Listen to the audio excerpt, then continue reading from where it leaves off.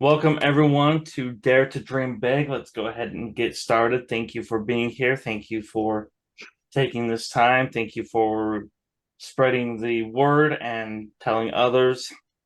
So, um, I am Kenny Ingersoll. A little bit about me. I live in Magna, just out Salt Lake City, Utah. Been in Utah, well, born and raised in Utah, the only place I've really lived. So a little bit about me. Um, So, and my partner in crime here with this thing, Melinda Shelley. Oh, Yes. go ahead and Oh, we're just saying that like little snip. Yes. Um, Co-agent here. I live in Salt Lake City and um yeah, I just love to make people's dreams come true. That's pretty much my dream. There you go. I'm obsessed with it. So there you go. awesome. And and this started out as a not even a dream for either one of us. A little bit of background. First off, welcome Spencer and Elise. Welcome. Thank you for being here. Thank you for having us. Oh, Yes, welcome.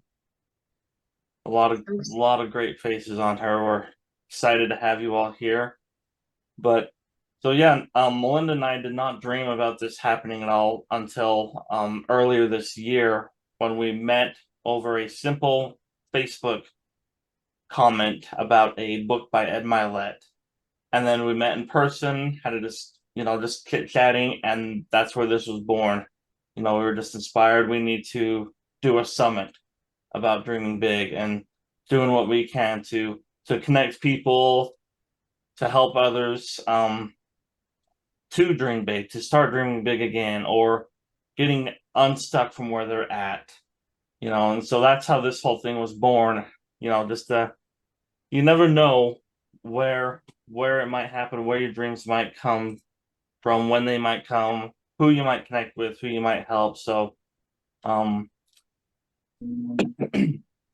Yeah, just to stop there, be open to meeting everyone because if it wasn't for me to just honestly be open to meeting some person that was on my, you know, Facebook friend that we had really never talked, and I just asked a question that, hey, what's your favorite book? And a guy said, The Power of One More. And Kenny just DM'd me and said, hey, I have an extra book. Do you want it? And I said, yeah. And we met somewhere and it all started from there just because I was open. And so if you're open to every,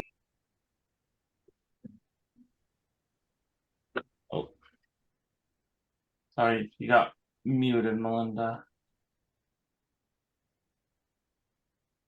I got muted. There you are. Sorry. That's okay. My thing was pretty much just be open to everything and the universe will just bring amazing things to you. So Absolutely. And Rod, like you said, The Power of One More is a profound book. This is my personal belief. I don't think those are Ed's words coming from that book. I think he was inspired that he needed to write those. And Alona, you never know the impact that you get to create for others. And Melinda and I were just discussing this beforehand. We don't know who this is gonna impact when. Some of the people we'll never meet, never even hear about. So absolutely. mm, Excuse me. All right. So um yes. yes, Stephen, we will get the recording out next week to everybody. So thank you. And it will also be on YouTube as well. So And if you missed the first one, we can get a copy and it's also on YouTube. The Dare to Dream Big, all about dreams. Our first one was all about dreams. So, absolutely. All right. So we will have some speakers, and then at the end we will do a Q&A, and then Melinda will close it out for us. So if you have any questions that pop up and stuff, you can put them in the chat, or you can message Melinda or myself directly on the chat, and we will get to those as many as we can during the Q&A towards the end. And if there's any other questions in between, we'll address those as well. So feel free to comment, to participate in the chat, even raise hands and stuff like that. Our first speaker, if she is ready, maybe a couple minutes early. Are you ready, Alona? I'm always ready. Perfect. I love that attitude. So she's a known business catalyst, helping elite business owners and organizations become game changers in their field and achieve $1 million plus breakthroughs in their business. She's also a servant community leader and has built an impact-driven community of over 30,000 heart-led entrepreneur visionaries. So without further ado, we'll hand it over to our first speaker, Alona Lepari. Thank you so much, everybody. It's such a beautiful environment that you are creating. I want to give kudos to you, the organizers. Me being a host of an organizer of summits and also spaces that I believe people need to come together around a certain theme or a certain common mission and vision, so they get to really share the impact of the power of their voice, the power of their experience, the power of their expertise, whatever it is that they really feel to share with others, or even their personal stories. I think that's absolutely how we get to make impact in other people's lives. And everything that we learn, I always say that it's kind of a responsibility for us to share it with others. And this is how we give ourselves, first of all, fulfillment, right? We be in contribution. It becomes our vocation. It becomes a thing that we're actually giving back to society and other people. And we get to co-create together, and we get to impact other people with that. And I haven't seen any bigger fulfillment beyond anything material that you really get when you get to do that. But yeah, I think I love the theme of the summit, Dare to Dream Big. I also talk a lot about purpose-driven entrepreneurship, where I personally, my personal story, I was a very successful corporate executive before I pivoted to entrepreneurship. And I've seen firsthand how material abundance is not enough. I'm not saying it's not important, but it's not enough, because we know many successful people that have dreamed big, but maybe have achieved their success without looking inside of them and really tapping into their life's purpose of contribution and meaning. They're not happy. So I think at the end of the day, all of us pursue certain things, pursue our dreams, to dream big, because we want to be happy. We want to be fulfilled. We want to, contribute. We want to feel significant. All these needs of the soul that I think all humans between countries, states, cultures, I've seen across the board, is true for all of us. So I think it's important for us to realize that if a dream has come to you, or if you have a calling, or if something is attracting you towards a person, a message, a certain profession, anything in your life, really, if you start paying attention to those small dots or small signs that are always happening around us, then of course that is connected to your individual purpose, because we're all very unique, right? We don't get attracted by the same messages. We don't get attracted by the same role models and all these things that really surround us. So I have realized that, at least also in my personal life, I pay very close attention to a lot of these signs, because again, if there's a dream, something that I am wanting to fulfill as far as a vision of a mission in my personal life, or even in my business, is there for a reason. So paying attention to that, and there's no I never say that this word correctly, but there's no by chance, right? Everything is intentional in the way that things happen to us. So really realizing that, I've learned, is very powerful. And I've read a quote actually, is, I love that you started with the book by Ray Milet. With names, I'm horrible. I'm sorry about that. But you know what I mean. I read a book, Ed Milet. There you go. Thanks so much, Kenny.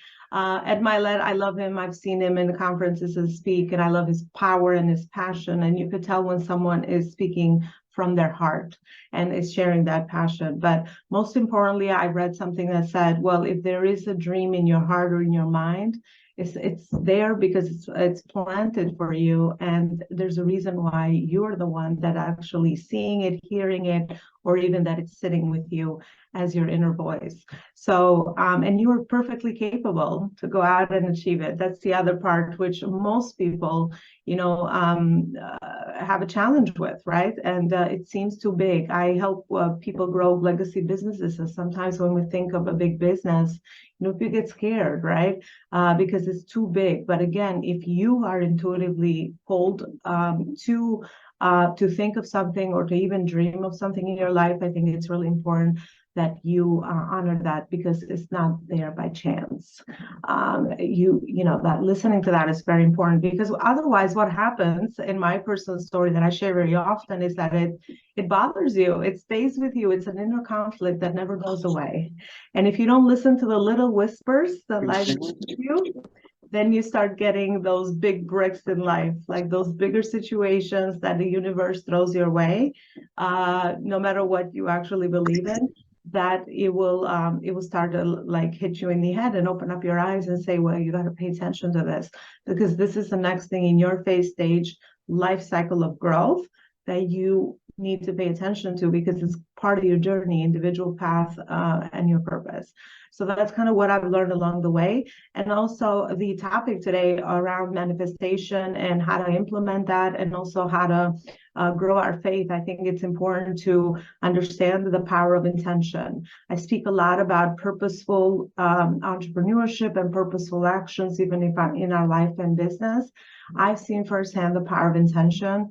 We are powerful as human beings once we clarify what is that dream that we want to achieve, or that next action, or the next step that we want to go after. We are so powerful to execute on that. It's beyond, it's beyond what we actually can dream to be able to achieve. So I say with anything, clarify the intention of what is it that you're trying to do? What is it that you want to do? And the most important other piece is why. I've gotten in this habit over time as I've unraveled, and I've done a lot of inner work to uncover a lot of my limitations, my fears, a lot of the things that hold me back, to ask the 6 whys. Dean Graziosi is the guy that came up with this exercise, but I think it's very powerful to ask yourself 6 times why do you want to achieve a certain dream or a certain thing that you're trying to get it to show up in your life.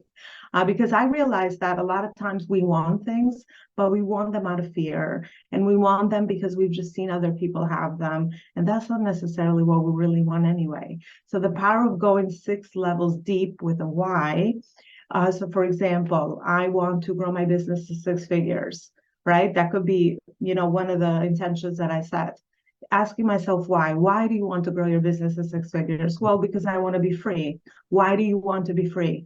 Oh, because I want to travel everywhere. Why do I want to travel everywhere? So just keep that thread logically going 6 times. And I promise you at the end, by the time the 6 whys being asked, you will get to the deep root of the need of why you want to achieve a certain intention. And if you like that reason, then that's perfect. Then that's how you know that is a goal worth pursuing, because you've done your homework with the why. I believe that this is such a powerful thing to do when you set your intentions for manifestation, because the story of my life has been, I've been praised to be an overachiever as I was growing up. And a lot of the things that I wanted in life were because I thought that would make me happy and that would make me feel good enough. So without doing all this process of the work, of the exercise, then you might be pursuing something that's not even important to you based on your values and the things that you want to create in life. And that takes me to the next point, which is discover your values. What are your values in the phase and stage of life that you are in? What is important to you? Because again, if you don't do this exercise or do this inner work and clarity with yourself, then of course you're going to inherit other people's expectations, your parents maybe, your environment you grew up with, right? All those other things that maybe no longer serve you, are not even true to your unique path and journey, or even aligned with your inner gifts, right? Because as humans, I tell people, I think we have at least one amazing talent inside of us. We all don't come here with that, equipped with all these amazing things inside of us, right? So as you do these two steps, clarifying your values, you start to be aligned and really take inspired action. And I think that's where the next process happens, which is the manifestation. But make sure you're manifesting the right things for you. Because again, sometimes the message with manifestation, which I never really resonated with, it's like, oh, just think of something, affirm it, and it will happen. I think it's deeper than that, because we can affirm and, of course, even manifest negative things in our life, right? If we don't clean up that inner work, or the stories that are holding us back, or traumas that are triggering us, and all these different things, then we could be manifesting the wrong thing, because we are not coming in from that really balanced place ourselves, so that we can attract the right partner for us, or the right business opportunity, or the right job, or the right, I don't know what, amount of money, or the right home, or anything that we might be looking for.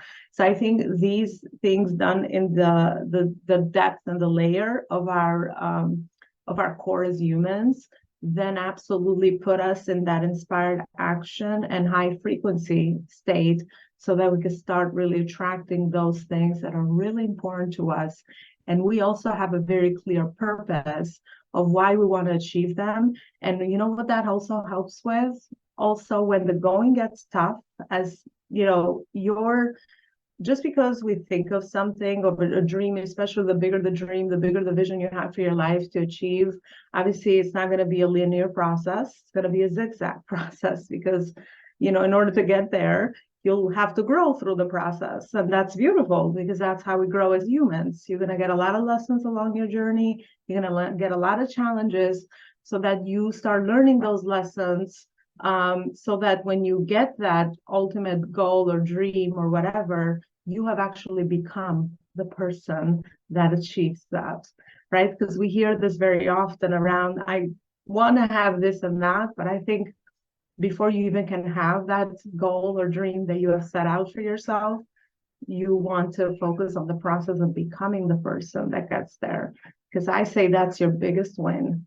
You can never go back to the older version of you. You're always evolving, and you have become now that person that even if that big goal shows up, you can manage it.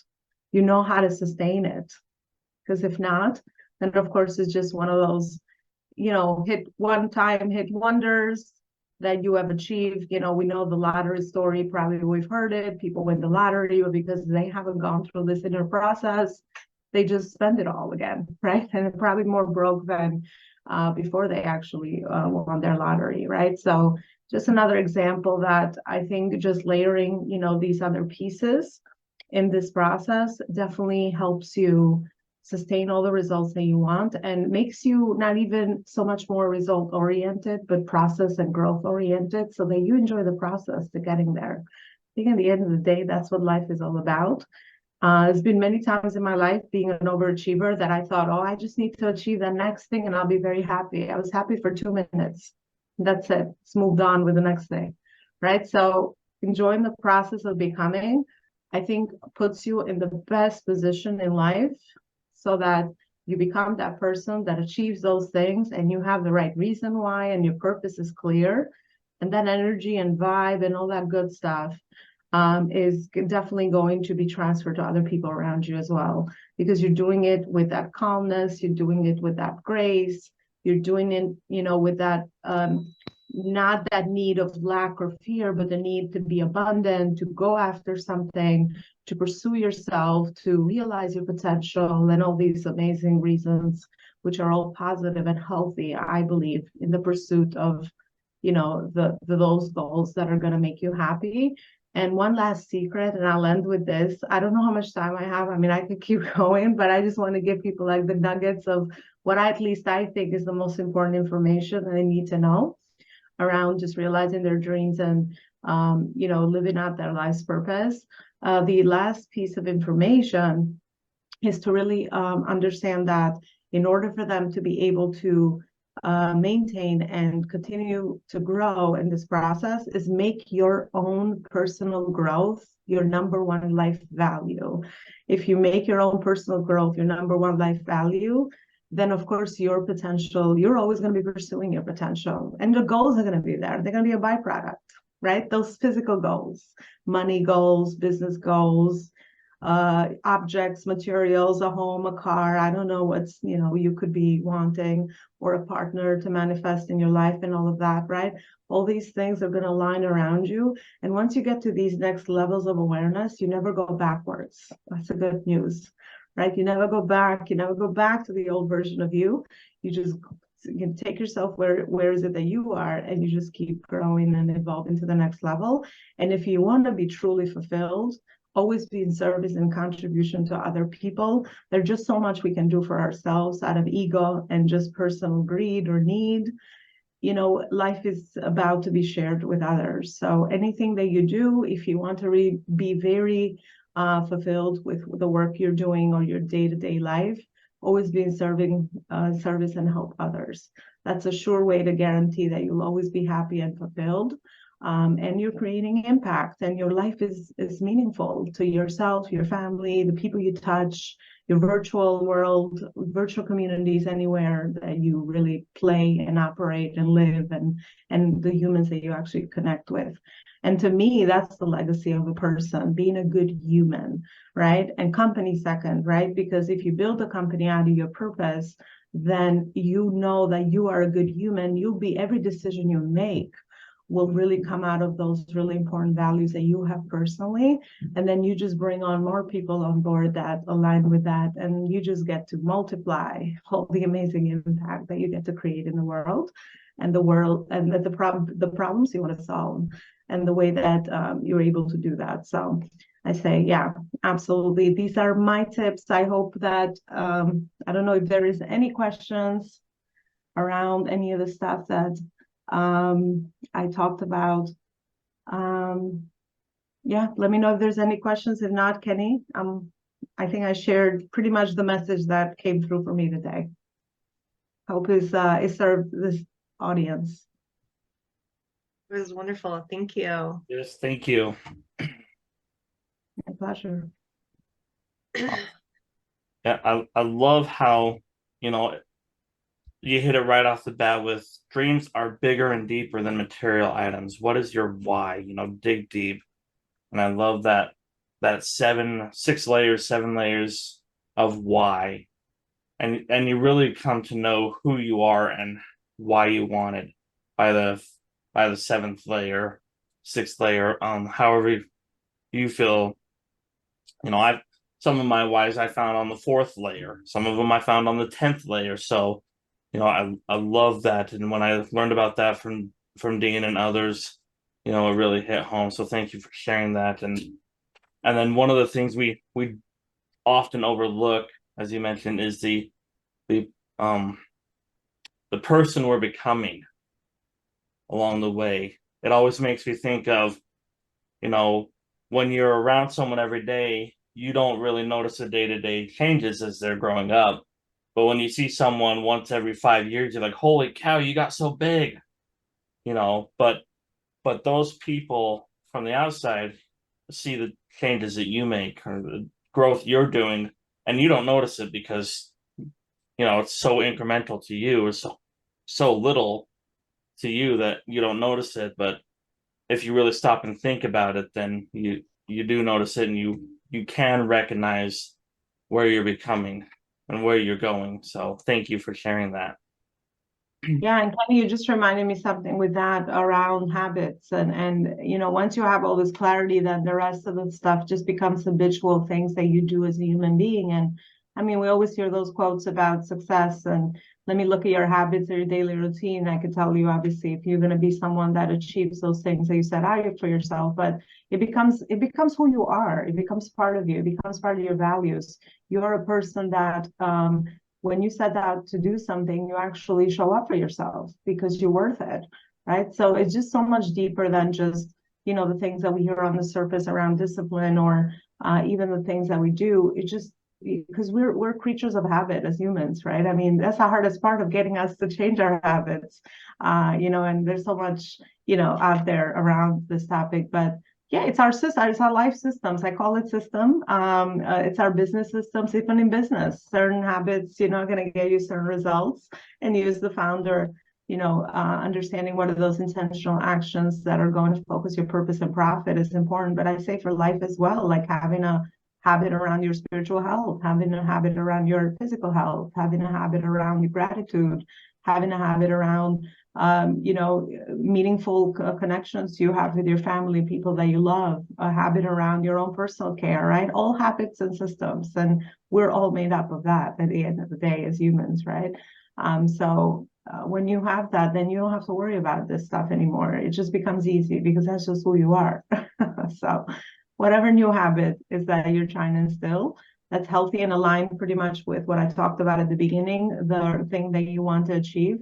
The goal or the thing is just the clarity. Now the how is the habits. Like, how do we get there, right? If I want to, buy a home, there's a certain process of habits that you have to follow to get to the sale, to the sale of that home, or to the purchase, I should say, of that home. So there's a process to get in somewhere. And that's why I say through the process of you taking action and moving beyond your comfort zones a lot of times and enduring some of the growing pains, you will get to that a result that you are looking for. So there's always a process behind everything we want. Nothing happens just like, woo, just because. At least that's kind of what I've seen and believed with all the people I've served. Absolutely. So those daily little tweaks that can make a huge impact on your outcome that we again often overlook or we don't think are significant and stuff. And so thank you for sharing that. I'm going to switch to this. Does anyone have any questions for Ilona at the moment? You can either unmute or type them in the chat. Spencer, no questions, but thank you. Awesome. All right, that probably means the message was clear, so I'm happy about that. Very clear. Thank Perfect. you. Yes, thank you so much, and awesome. Thank you. And Melinda, do you want to take over? Yeah. All right. Our next speaker is Bailey Carlson.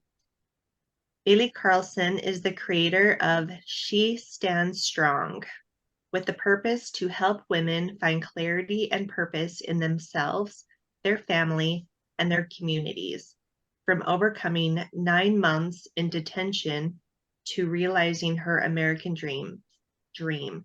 She serves as a compelling narrative of the power of intention coupled with action. As a former corporate manager turned expert speaker and CEO of Exposure. That's Christy else. So. Oh, just okay. There. Sorry. There you go. I was gonna say, I was like, wow, I didn't know I accomplished all those things. So.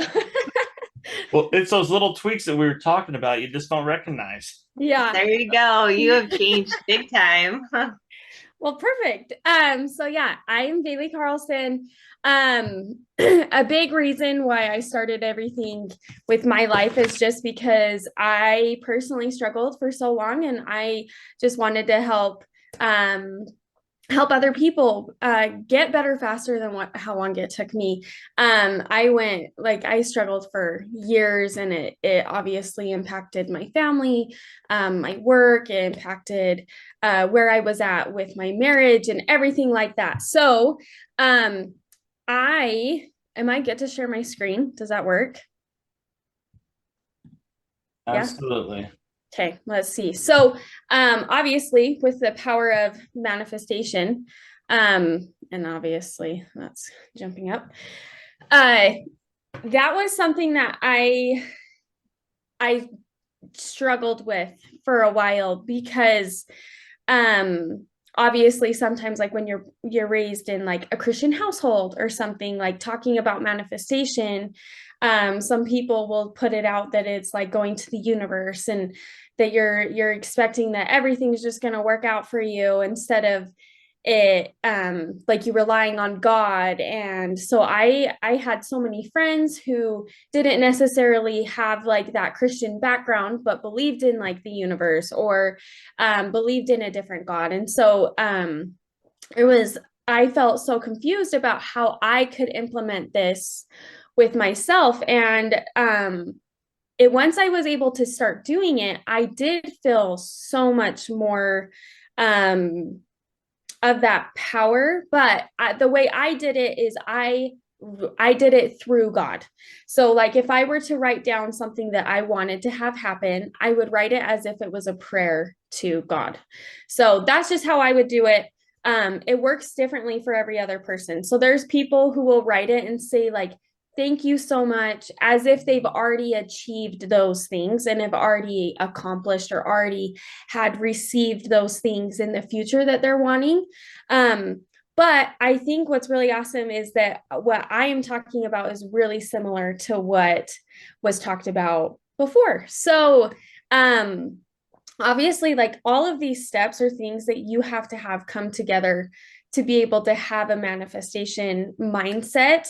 And there's some people where they don't understand like what manifestation is. And I think it's just like for me, I love writing things down because the more you write it down, you train your brain that it is important. So you're going to start seeing more things that are important to can you see all my whole screen, like everything? Yeah. Okay, perfect. So we, hold on. Now I lost my train of thought because I started seeing the chats. Anyways, we'll just move forward because I don't remember what I was saying. But so okay, that was it. So there's a thing in your brain called the RAS, and this is a filter in your brain. So if you're trying to train your brain to have more of a positive thinking, you're going to start seeing more positive things happen. But if you have that negative, you're going to see the negative things happen. So like when you buy a brand new car and all of a sudden you start seeing it everywhere, it's because your brain knows that that car is important because you just bought it. So with this, I like writing down who I'm wanting to become, what I'm wanting my life to become. And that is how I feel like my manifestations are, is like what experience, who am I, and what is my environment? Like, what is that ideal person that I want to have happen? And there's so many people that will go through, they'll film themselves saying like, oh, I want this to have happen. I want this to have happen.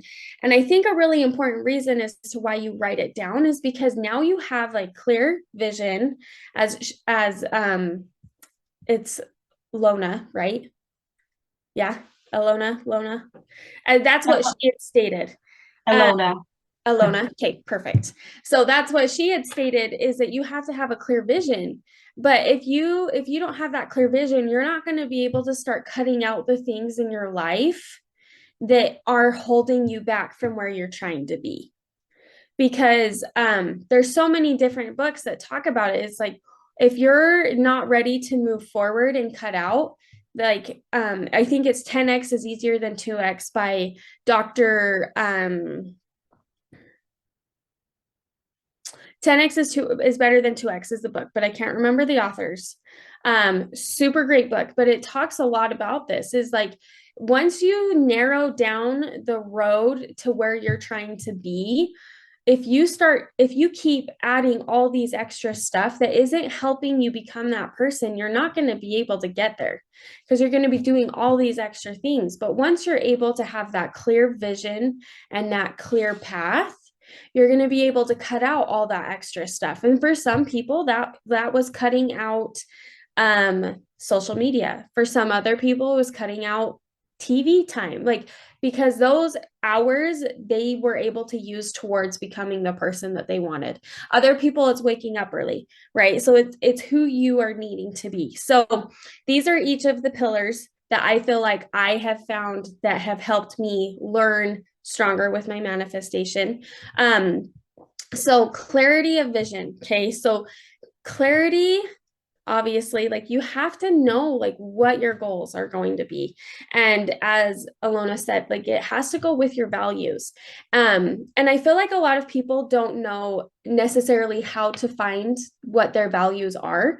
So a way you can know what a value of yours is if you think back to a time where you had a physical emotional response to a situation, to something that somebody had done to you, whatever that might look like. But if you have that physical emotional response, and you even just thinking about that situation brings up those bad feelings, it's because of a value of yours was broken.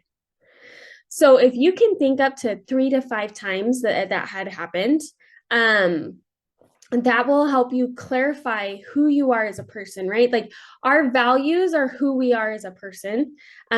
It's not our accomplishments. It has nothing to do with our roles. And example of roles are our careers, our stances in our families. For some people, that is their like sexual identity, but those are roles that we play. That is not who we are as a person. So our roles that we play are not who we are as a person, and who we are as a person are our values, because from values create behaviors, and behaviors become our characteristics, and that is who we are, right? So the clearer you can be on your goals, the clearer the path is to who you need to be and what steps you need to take to become that person. So there's a lot of different things that people like to do for visualizing goals.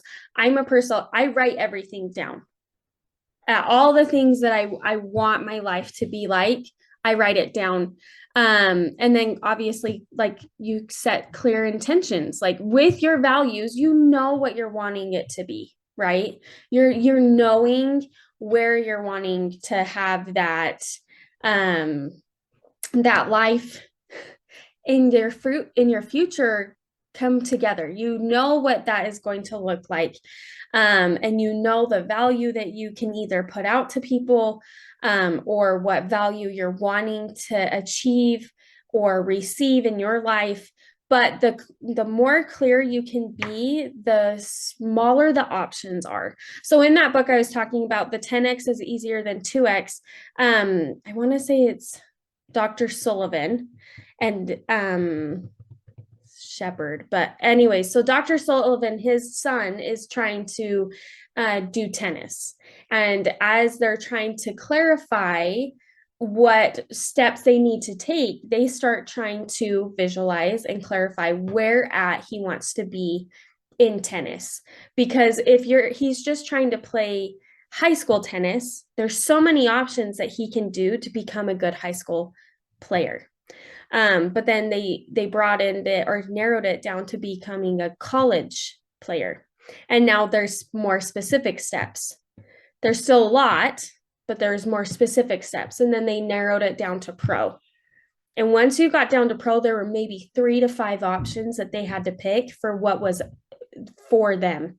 So once you're able to narrow it down, all those other little options, they don't matter, because you have that clarity as to what the steps are, and you're not trying to add all those extra steps, because when you add all those extra steps, it can be so overwhelming.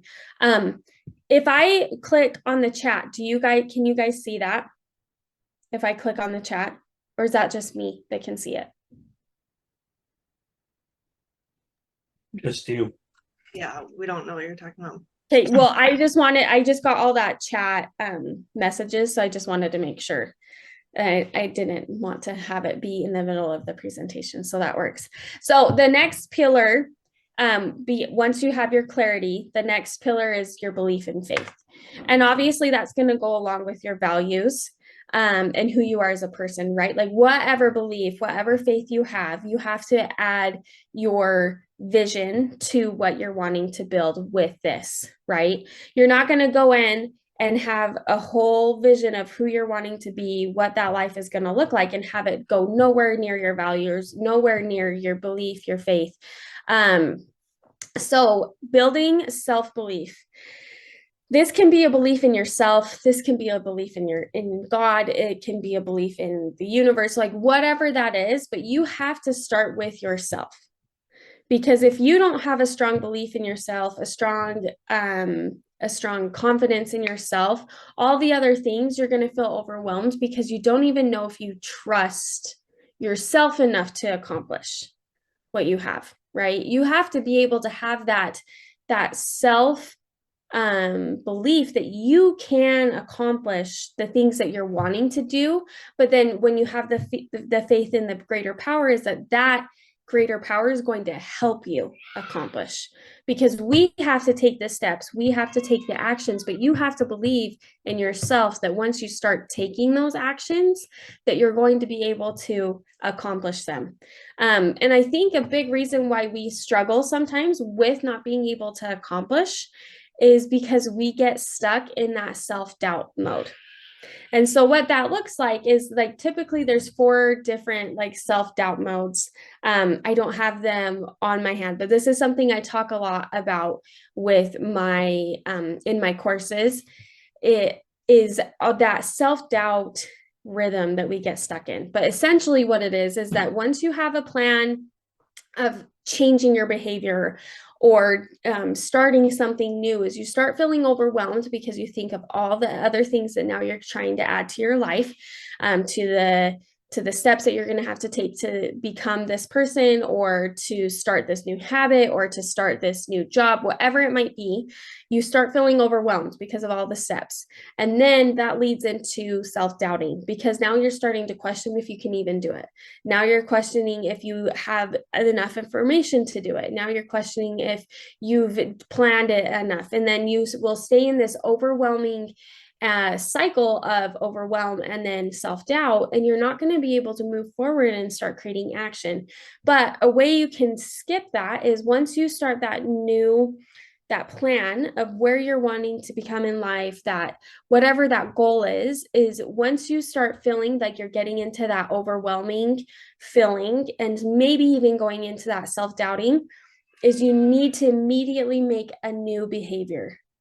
So what that might look like for you, it can change. It can be at changing your bedtime. It can be wake up time is changing. It can be what kind of books you're reading. But that just helps us move into the new cycle, which is that you are now accomplishing, you are now having action, which will then take you into having more confidence in yourself, because you took action and you say, oh my gosh, I took action, I can do this. So if you guys are okay, I would love to share an example of this with myself. So when I was starting to try all these things, I did not have a clear image as to what I wanted to do. I was like, oh, I'm going to go out and I'm going to start speaking a ton, to a ton of different groups. And then I will just help anybody and everybody for my personal coaching, which obviously that's not clear enough, right? I didn't have a clear purpose as to who I wanted to help, how I wanted to help, where I wanted to help. So I felt so overwhelmed. But the moment that I just listened internally, and I felt like I needed to go and do something. So I felt like I needed to go to Florida for this convention, and I did. And there was a person there that I connected with, and he told me about a event that he had in Texas in April. And so I was like, okay, I'm going to, I feel like that's something I should go and do. And so I did. And each and every time I went, my image got so much clearer. My confidence grew because I felt like I was listening to my internal instinct as to what I needed, or I felt like I was being guided by God as to where I needed to be to meet the people I needed. Because that was something I had written down is I said, thank you for helping me meet the people I needed to meet. Thank you for helping me grow my network. Thank you for helping me, like just different things like that. Those were the things that I had written. So with that, I went to Florida or to Texas then in April, and I went to their event. I met a ton of people. Again, my vision of what my career was now changing to be, it shrunk even smaller. So now I was like, okay, I know I can't just go out and help anybody. Like I know, like I have had my personal experiences in my life because I am now able to use that to help other people who might be going something similar. So with that, I was able to use and shrink where I was at. So from there, I met another person at that event who now I have a very close relationship with. He's my mentor. He is my business coach. He has helped me again clarify my business even that much more to now I know exactly where I'm wanting to help women, right? Where I'm wanting to increase and where I'm wanting to focus with myself, with my business. So with that, I have all of these clarifying things, but I was able to go out and meet these people that had helped me. Now with my network, obviously that grew because of all of the groups. And that was something that I had been thankful for, right? That was something that I wanted and I felt like I needed to help become the person that I want to be, is having that network, because we become who we are around. Right. And I wanted to start encircling myself and getting within proximity of people who have grown in their business. People who have grown within their within themselves. I wanted to be able to do that. And so with that, I said, okay, I need to become within proximity of these people. So with my mentor, then he invited me like a week and a half later to come back to Texas for an event he had. And I went back and I grew my network that much more. And now I'm a part of this business networking. It's kind of, I don't know if you guys have heard of BNI, but it's kind of like that, but it's I think it's more international than BNI, and it doesn't have like as many rules and regulations. And I'm now part of that, and it's called Master Networks. And I have been able to meet people. I'm constantly meeting with people in the Netherlands and in Scotland, and I'm able to go out and have these experiences because I swear, like I manifested that. I manifested that I would be able to have that experience of having these networks. And through it, my faith in my God grew, because I felt like I listened to the promptings that I felt like I was receiving from him. And that just helped me grow that much more each and every time that I actually took those steps.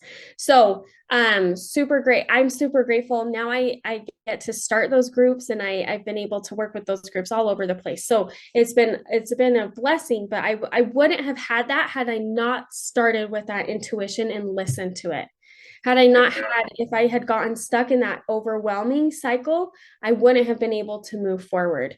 So the next thing is having a positive energy and vibrations. So for me, it's if you can't have that positivity, you will attract that negativity, right? And in every aspect, you will have abundance and positivity if that's where your brain can stay in focus, or you're going to be having that negativity if that is where you stay in focus.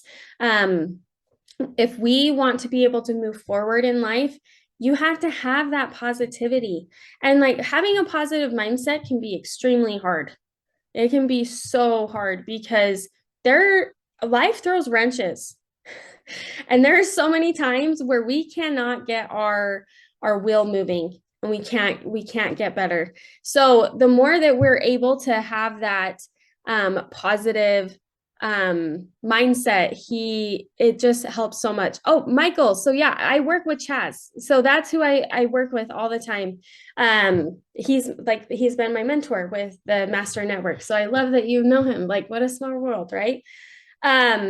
But I learned that the more I kept that that negative positivity, and it started going into my self-doubt, and it started playing into my faith. Like, all of these are connected. If one starts breaking, the other ones start tipping too. And that's why they're pillars, is because they're holding us up. They're holding our goals up. They're holding what images we have of ourselves up. Like, that is where we are trying to get. But if we start having any of these pillars break, the other ones start to crumble as well. So having that positivity is something that we have to work on a lot of the time, is where we have to train ourselves where we're wanting to be. But it is a muscle that you're having to learn. And with the RAS, like, there are times where I've seen with some of my life coach clients that if we don't have that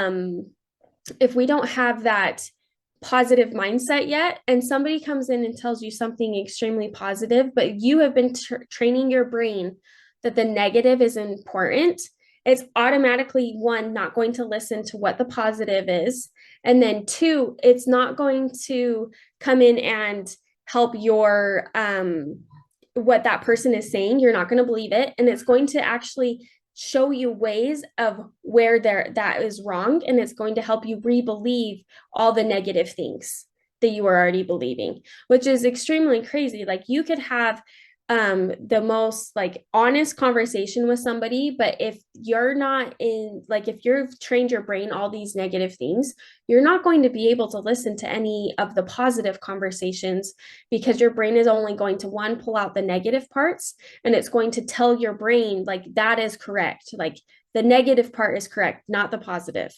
And so once you start training the positivity, that's more what you're going to see. Just like the more that you train your brain that creating a specific job and having that clear vision is important, the more you're going to start seeing opportunities for it.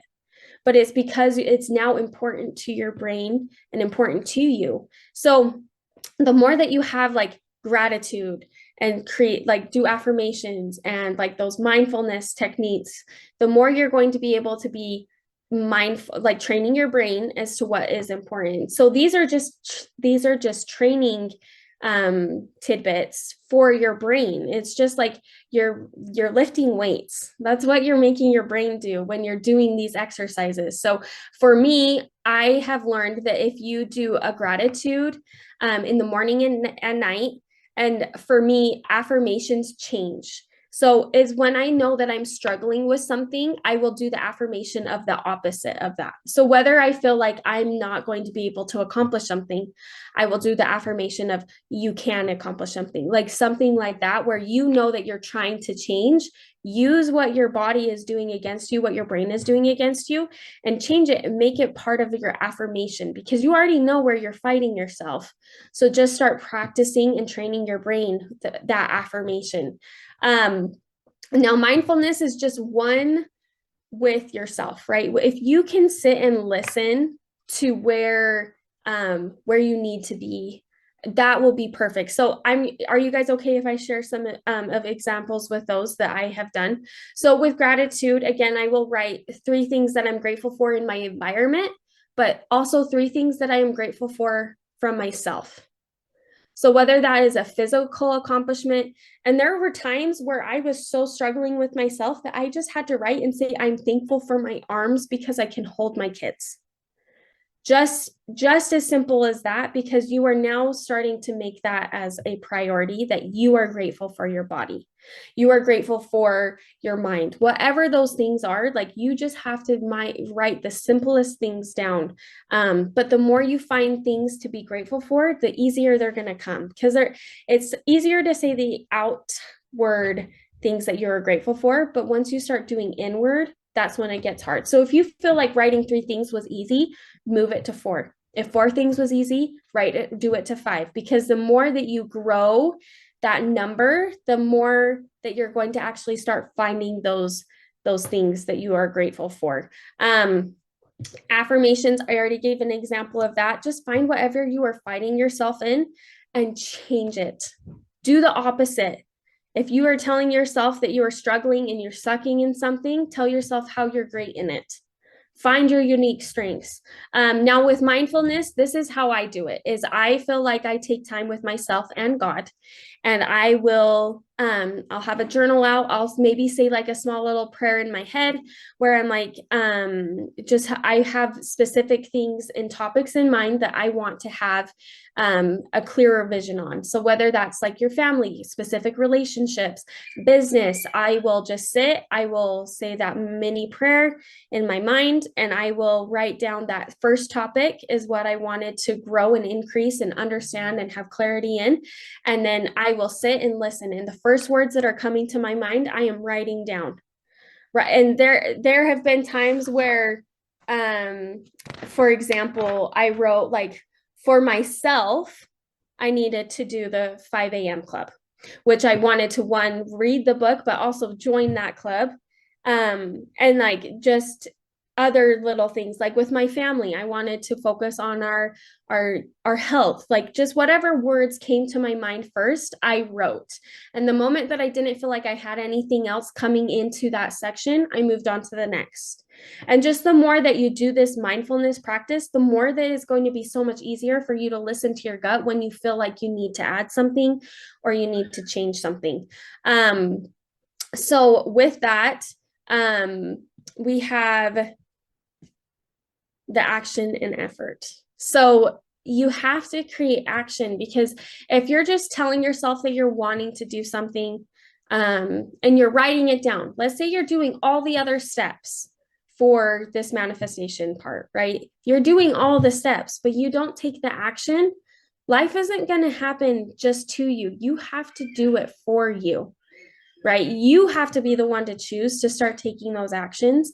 Life isn't just going to come to you and just give you all the things just because you wrote it down. You have to start taking the steps. But with that, you also have to be okay that it's not going to come the way that you thought. There's a lot of people that I have talked with that have done it, and they wrote very specific, which is great. Be very specific on the things that you're wanting, but they wrote specific timelines and specific like amounts or specific ways it will happen. But once we reevaluated, like a year later or something, and we re-looked back at that paper that they had written things on, it came, but very differently, very different timelines, not their timeline. It was the higher powers timeline, right? Like that's what it comes in. It never comes in on your time, but you have to start taking action, because the more you take action, the more you're going to say, okay, I feel like this is something I need to do. So you just go out and do it. And if you have like that action step, you're going to be able to accomplish a lot of things that will bring a lot of benefit to yourself and to your goals.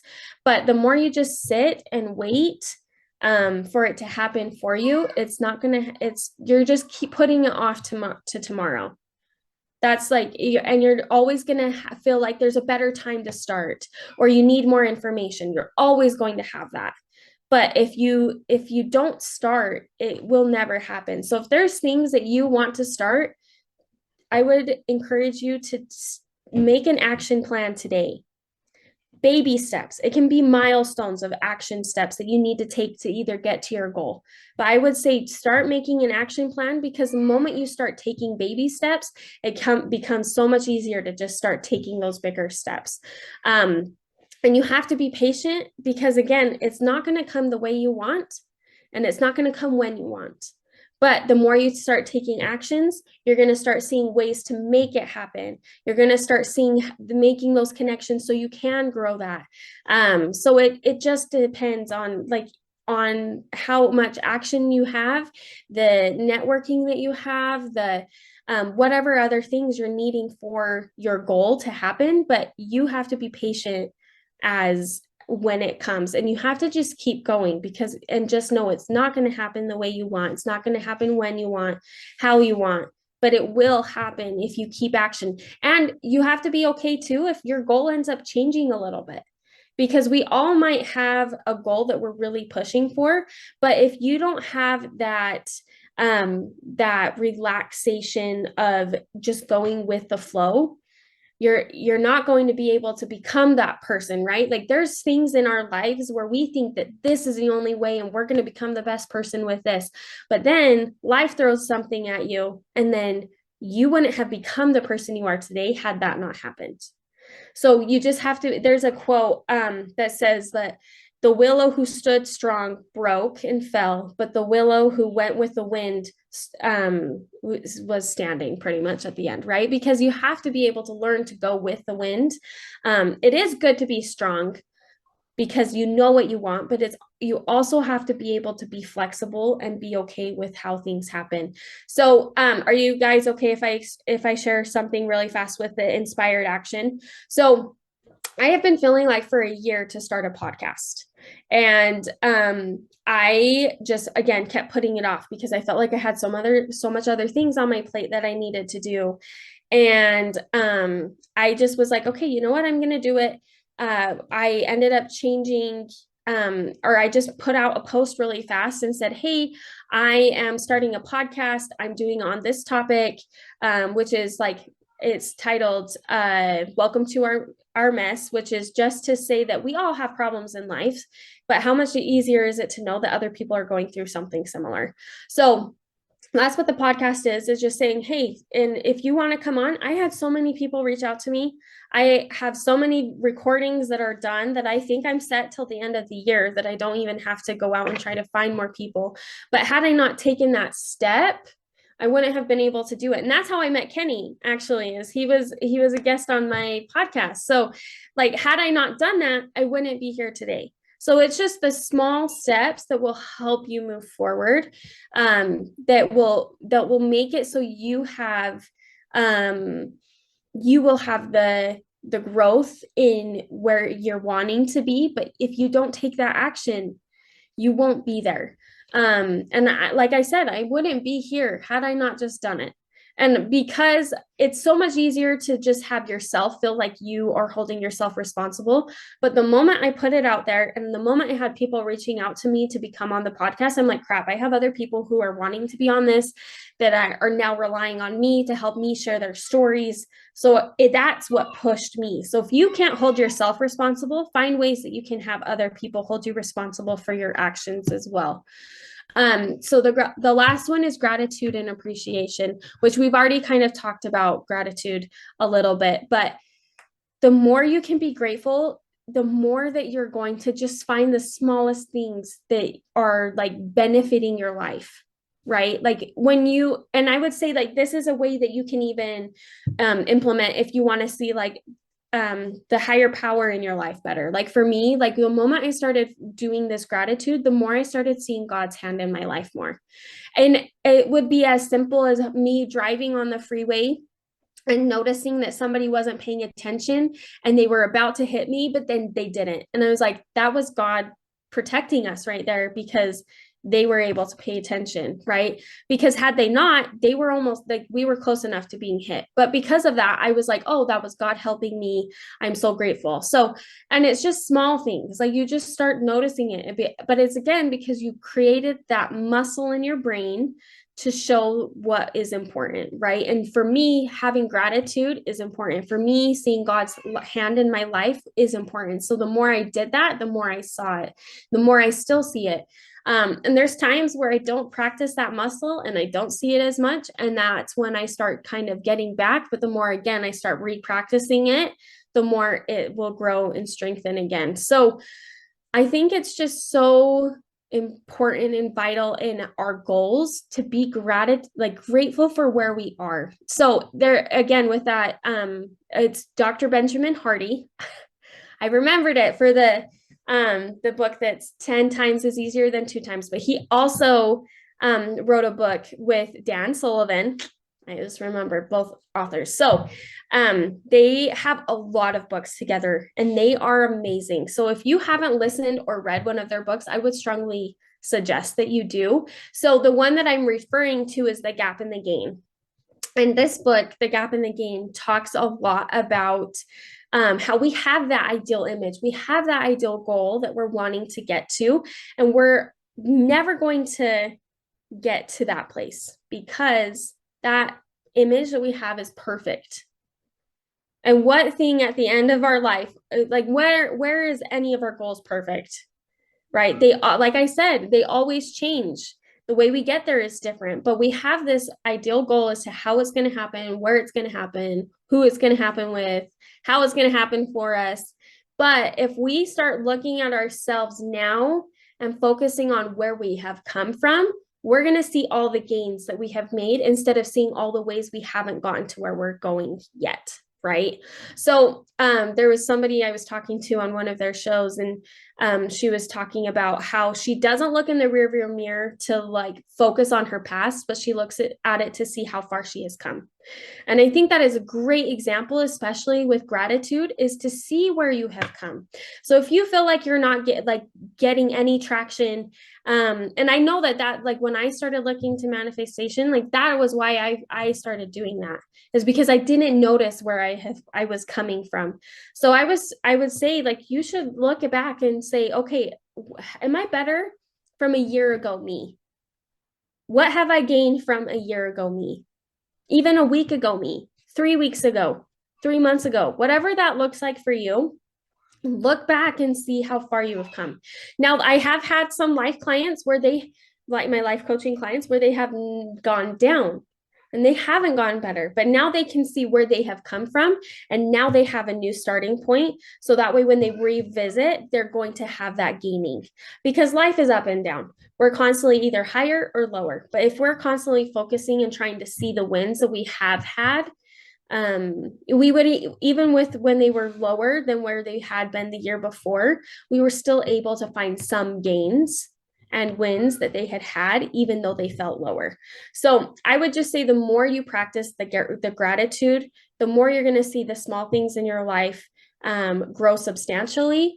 And you're going to start being thankful for all the things that you're seeing that are being accomplished in your life.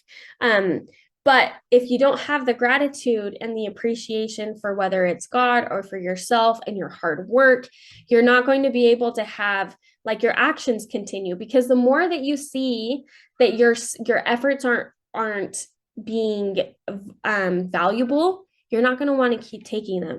And then from that, your energy is going to go negative. And then from that, you're going to have less confidence in yourself, and maybe even your faith in like your higher power is going to be starting to drop, which then means that you're going to have to restart at clarity and vision for yourself, because now your goals are completely not what they were. You didn't have anything, but it's again, like if you have one of these pillars tip, all of them go down.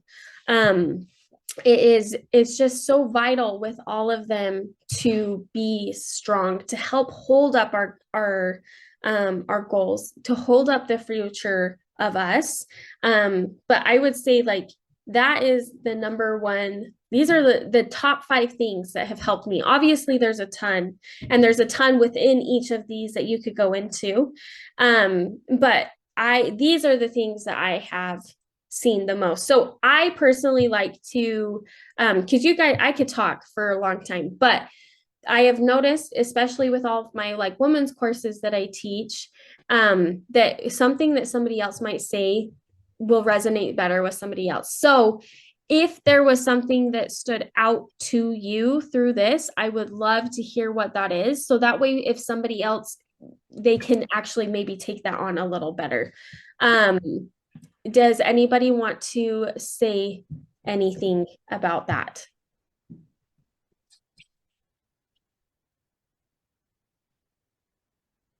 Anything that they received in this? I would like to. Yeah, I would love to hear it. So when you talked about really being grateful for where you've come, even if it's like a year from now, if it's 2 years, just, reflecting on that and not looking at your rearview mirror to, dwell on the past for what you couldn't have changed, but to really have gratitude for how far you've come. That hit. home for me. So thank you for sharing that. Yeah, I love that. Thank you for sharing. Does anybody else want to share any of theirs? Yeah, the same thing for me when you spoke about. Hold on, get my screen blanked. Hold on one second. Get my screen. Far you have came, whether it's like a year ago, a month ago. Can y'all still hear me? Yes. Can y'all hear me? Okay, Mhm. like a month ago, a year ago, a week ago, 3 days ago. That really hit home for me. And because right now I'm actually fasting. I've been doing like a 72-hour rolling fast for 3 days, and you're off one day. And this is like my second cycle. So it's like I went through 3 days. I broke my fast on Thursday, started back on Friday. Now Saturday be the second day. Tomorrow be the third day. I mean, yeah, Sunday be the third day. And I just feel so good. The main thing I'm doing is for my health, because I guess like you see, I'm a truck driver, and out here on the road, you sit a lot, so sometimes health problems can occur. And I went to get my labs done, and I had a lot going on with my labs, with my health, high blood pressure and pre-diabetes, cholesterol, and everything. This was like almost like 6 months ago.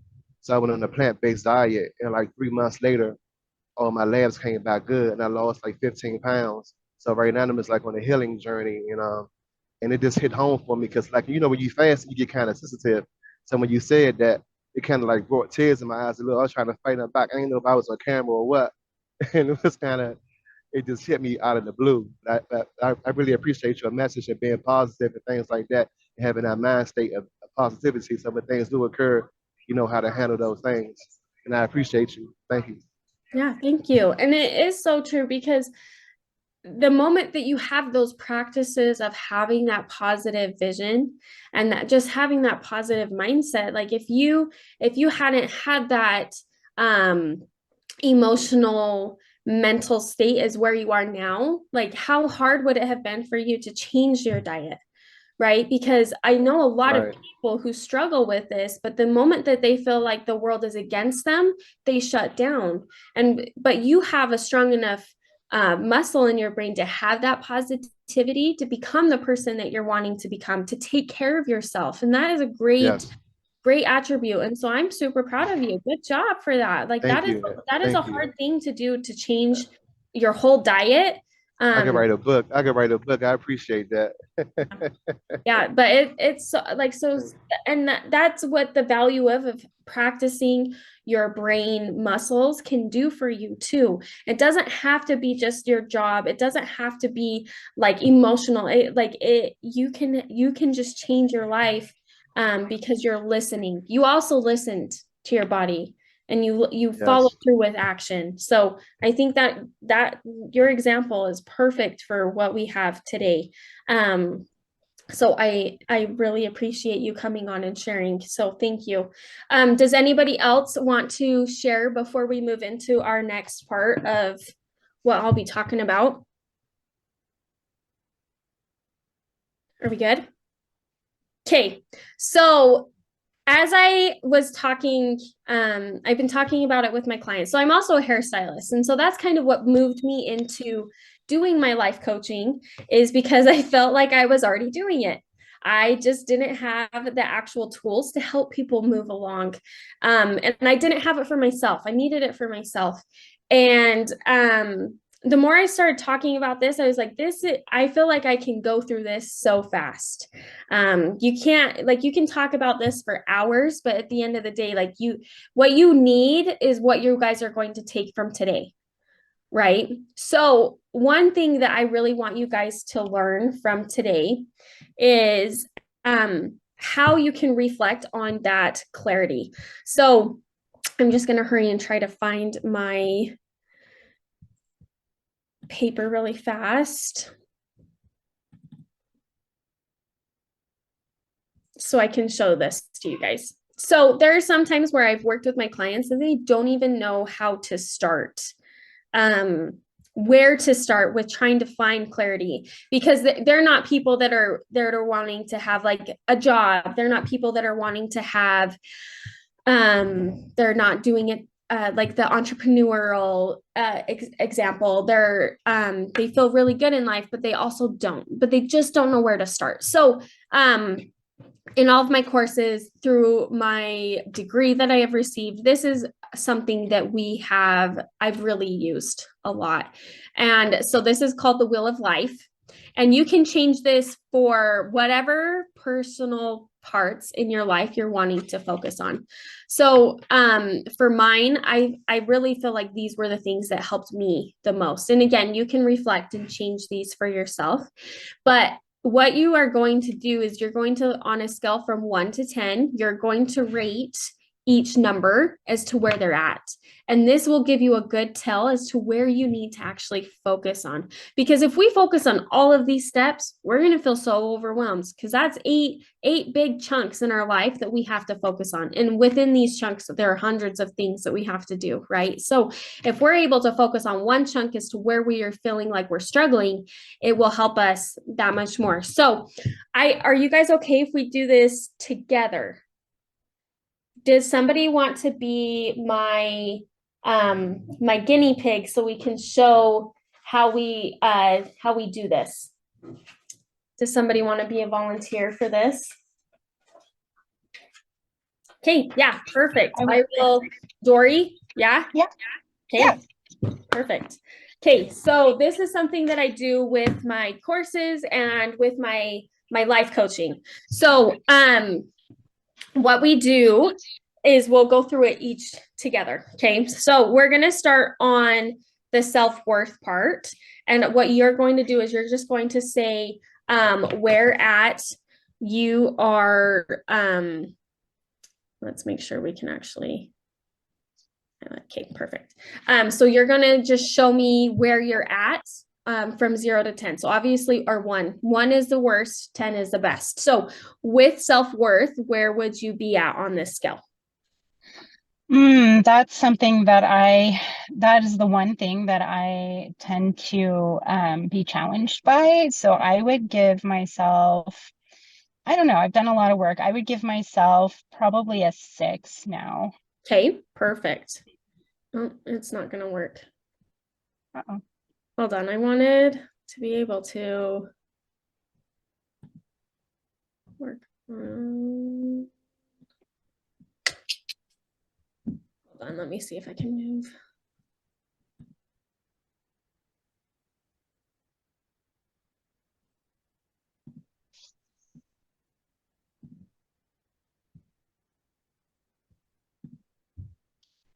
There we go. Okay, perfect. So you said a 6? Yeah. Okay. Where would you be at for organization? And this can be anything. It can be like your organization of yourself. It can be the organization of your time, like whatever thing you feel like you need for this section. Where would you say it would be at? Well, that can definitely use some growth as well. I would give that one a 5. Okay, perfect. Okay, where would you say your relationships are? And again, it can be any kind of relationship, friend relationships, it can be marital, family, whatever it is that you feel like you need for yourself. Yeah, I feel like the relationships that I create are very strong, and I would give myself an 8. Okay, perfect. Okay, what about self-care? Oof.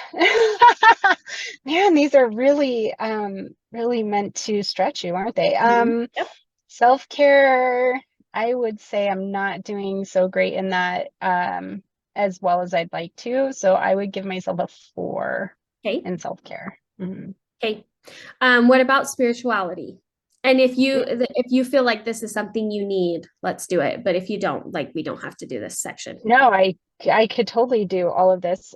Spirituality, I feel I'm really fairly strong. I would give myself yeah, an 8. I would say an 8. Okay, perfect. What about your career? Career, I'm a workaholic. usually excel in anything I do, so I'd give myself a 9. Okay. There's always growth to have, so I Yes. probably would never give myself a 10 in anything. I think I've had only one person try to give themselves a 10, and I was like, so you think you're like perfect in this? And they're like, oh no. I'm like, because it's always important to know that you haven't hit the top because you have that much more that you can grow, right? So Exactly. what about financial? Finances are not anywhere near, and I'm really struggling, so I would give myself a 3 in Okay. that. Perfect. Okay, and what about personal growth? Personal growth, oh my gosh, there's been a ton, and like I said, there's still more to have. I would say, can I do 8.5? Yes, sure thing. We'll do it just like that. Okay, perfect. Okay. So when I go through these, I always look at the things that are like 5 and lower. So right now you have organization, which is a 5. You have self-care, which is a 4. You Mhm. have financial, which is a 3. So those are the ones where I would be like, okay, these are the things that you should focus on. So when we try to like come add all of our pillars that we just learned, this is how you can be like, okay, I feel like this week I'm going to focus on my financial. And using those pillars, you have a clarity as to, and you have to separate feelings from facts. Now, like the financial, you can say, I'm not feeling good about it, but like the facts are like how much money you're making, how much you're bringing in, what's in your bank versus how much you're spending, maybe even debt. Like you have to have all that clarity. And then you can say, okay, so I have all these facts. What are the new facts that I'm wanting to create? And then you can go in and make up those action plans as to what you will do for that. Okay. Okay. And using that manifestation part with it. So if you want, you can pick out of those 3 things that we can work on together, or you can make a plan on yourself with yourself. I'm more than happy to make a plan with you so you can understand how to do that a little bit for the future. Yeah. Well, if I have to pick one thing, I feel like if I can focus on organization, Mhm. the finance and self-care will come about Yes. inside of that, Yeah, because they're all connected. We had for example, one of my clients, she was focusing on her relationships, but multiple of her other things went up because of the focus that she had on that. So they're all interconnected. So I do agree with what you said about organization. Okay. So why do you like what are the facts about why your organization is not doing well?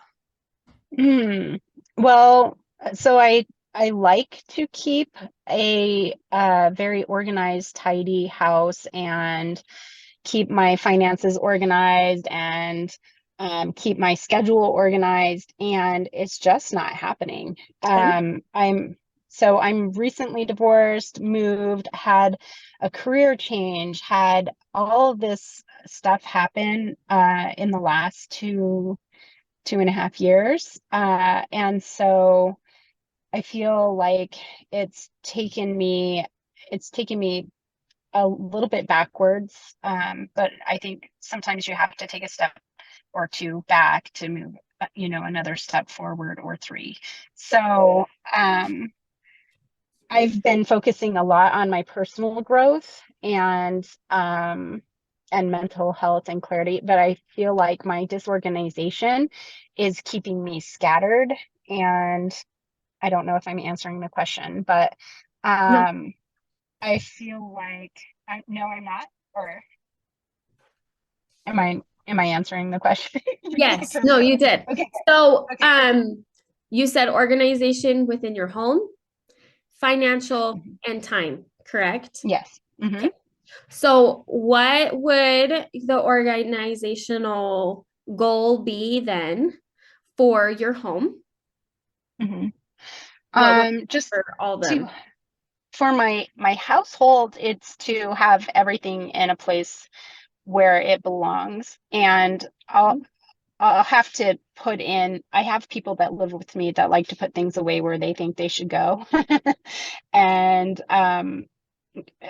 if it's out or whatnot, I will have things out to put them where, you know, to have the thought to put them away, but because they're not in the time frame this other person wants, I end up not even knowing where it went to, and things just get put wherever willy-nilly. And so I feel like there's chaos there. And with the chaos there, I feel it clouds me mentally, in like my mind and my schedule in my day. And just I feel like I can't keep up, you know, like so I guess that would be where, yeah, everything feels like chaos. Yeah. So, with the organization and, we have, again, like you have what your goal is, which is to have things put away, but how are you going to be able to be flexible? Because it sounds like it's not just you. So you can only control yourself. So is it going to be clearing for you to put on all the organizational part of the home? And will that help relieve all the other things you're doing? Or is that going to cause more stress because now you're putting on everybody's things? Or would it be more relaxing to say, okay, this is what I can control, and just allowing the rest to relax and you being able to just be okay with it? Yeah. And I think communication can go a long way. Like if I communicate, look, this item goes here. I would really like it when all of you people put it back, that it goes in that place so that we know where it is every time we need it. You know, being kitchen or yard tools or whatever it is. And I'm not sure quite what's blocking me with organizing my files, probably everything else that is on my plate to do. But like my time management and self-care really play into that disorganization as well. I don't make time for myself to exercise like I would like to. I did join a Pilates class, but because the financial aspect, you know, I don't go now. But I find when I have an accountability to do something, I'm more likely to do it. If somebody else is counting on me, or if I'm financially obligated to something, it definitely helps. So I don't know if that answered the question. No, yeah. So, when we're going through and making goals, as long as you can put it on, like, you can only put what you can control, because you, even if at the end of the day you have a conversation, they still have the choice to choose and the choice to remember what was stated and where everything goes, because everybody else has other things that are important to them, especially with this, right? Like organization might not be as important to what, like whoever else is in your home as it is to you. So we don't want to put on the whole weight of the world, because like you said, you can't even go through your files. But I want you to go through and have a factual self-talk, which is going against your feelings, because our feelings and opinions are not factual. So when you go through and you say, okay, I feel like I want to do this. Okay, great. You want to do this, but what is the fact about it? Like the fact is, why do you need to have your your files reorganized? What are the benefits of it? But what can it be costing you as well?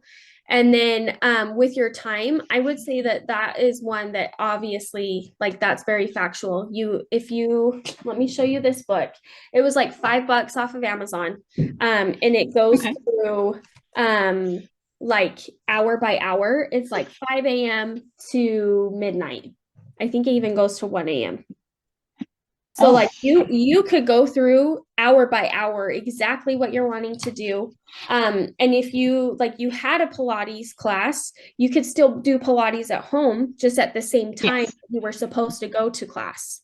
So Mhm. it's just all about how you're organizing your time. But the more that you organize time and you take out all the things that maybe you've been doing extra, because and I think I'm close to my time, but the reason why we feel stuck and we can't move forward doing things as well is because our brain is fighting against us because we're doing something different than what it doesn't like. It's like, oh, I'm comfortable here, I don't want to change it. I don't know if it's going to be safe. It's like that fight, flight, or freeze mode that our brain will get in with us because we're trying to change our habits, our environment. But it's like, I know I'm safe here. I know that I'm comfortable, but so why would I change? Even though it might be harming us, it just knows that it is comfortable. So I would just have that self evaluation and know that throughout all this change that you're going to try to implement, your brain is going to fight you. So you're going to have up every excuse as to why you shouldn't do something. And that can be physical excuse. Your brain might even make you feel tired or sick because it is going to fight you to keep you where you're at because it's comfortable and it knows it's safe.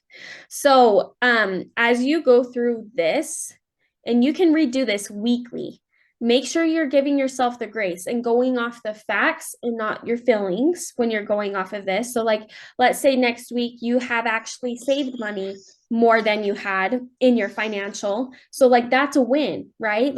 And you can still feel like maybe mentally you're at a 3, but maybe physically now you're at a 3.5.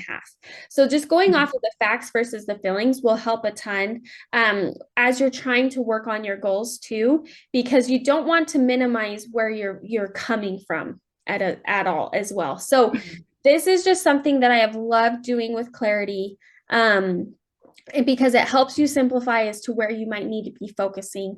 And then as with your organizational skills, you just sit down and go over all the facts, what are the facts as to what it will help for you if you do certain things with the organization, like having a clean home, or having things super organized.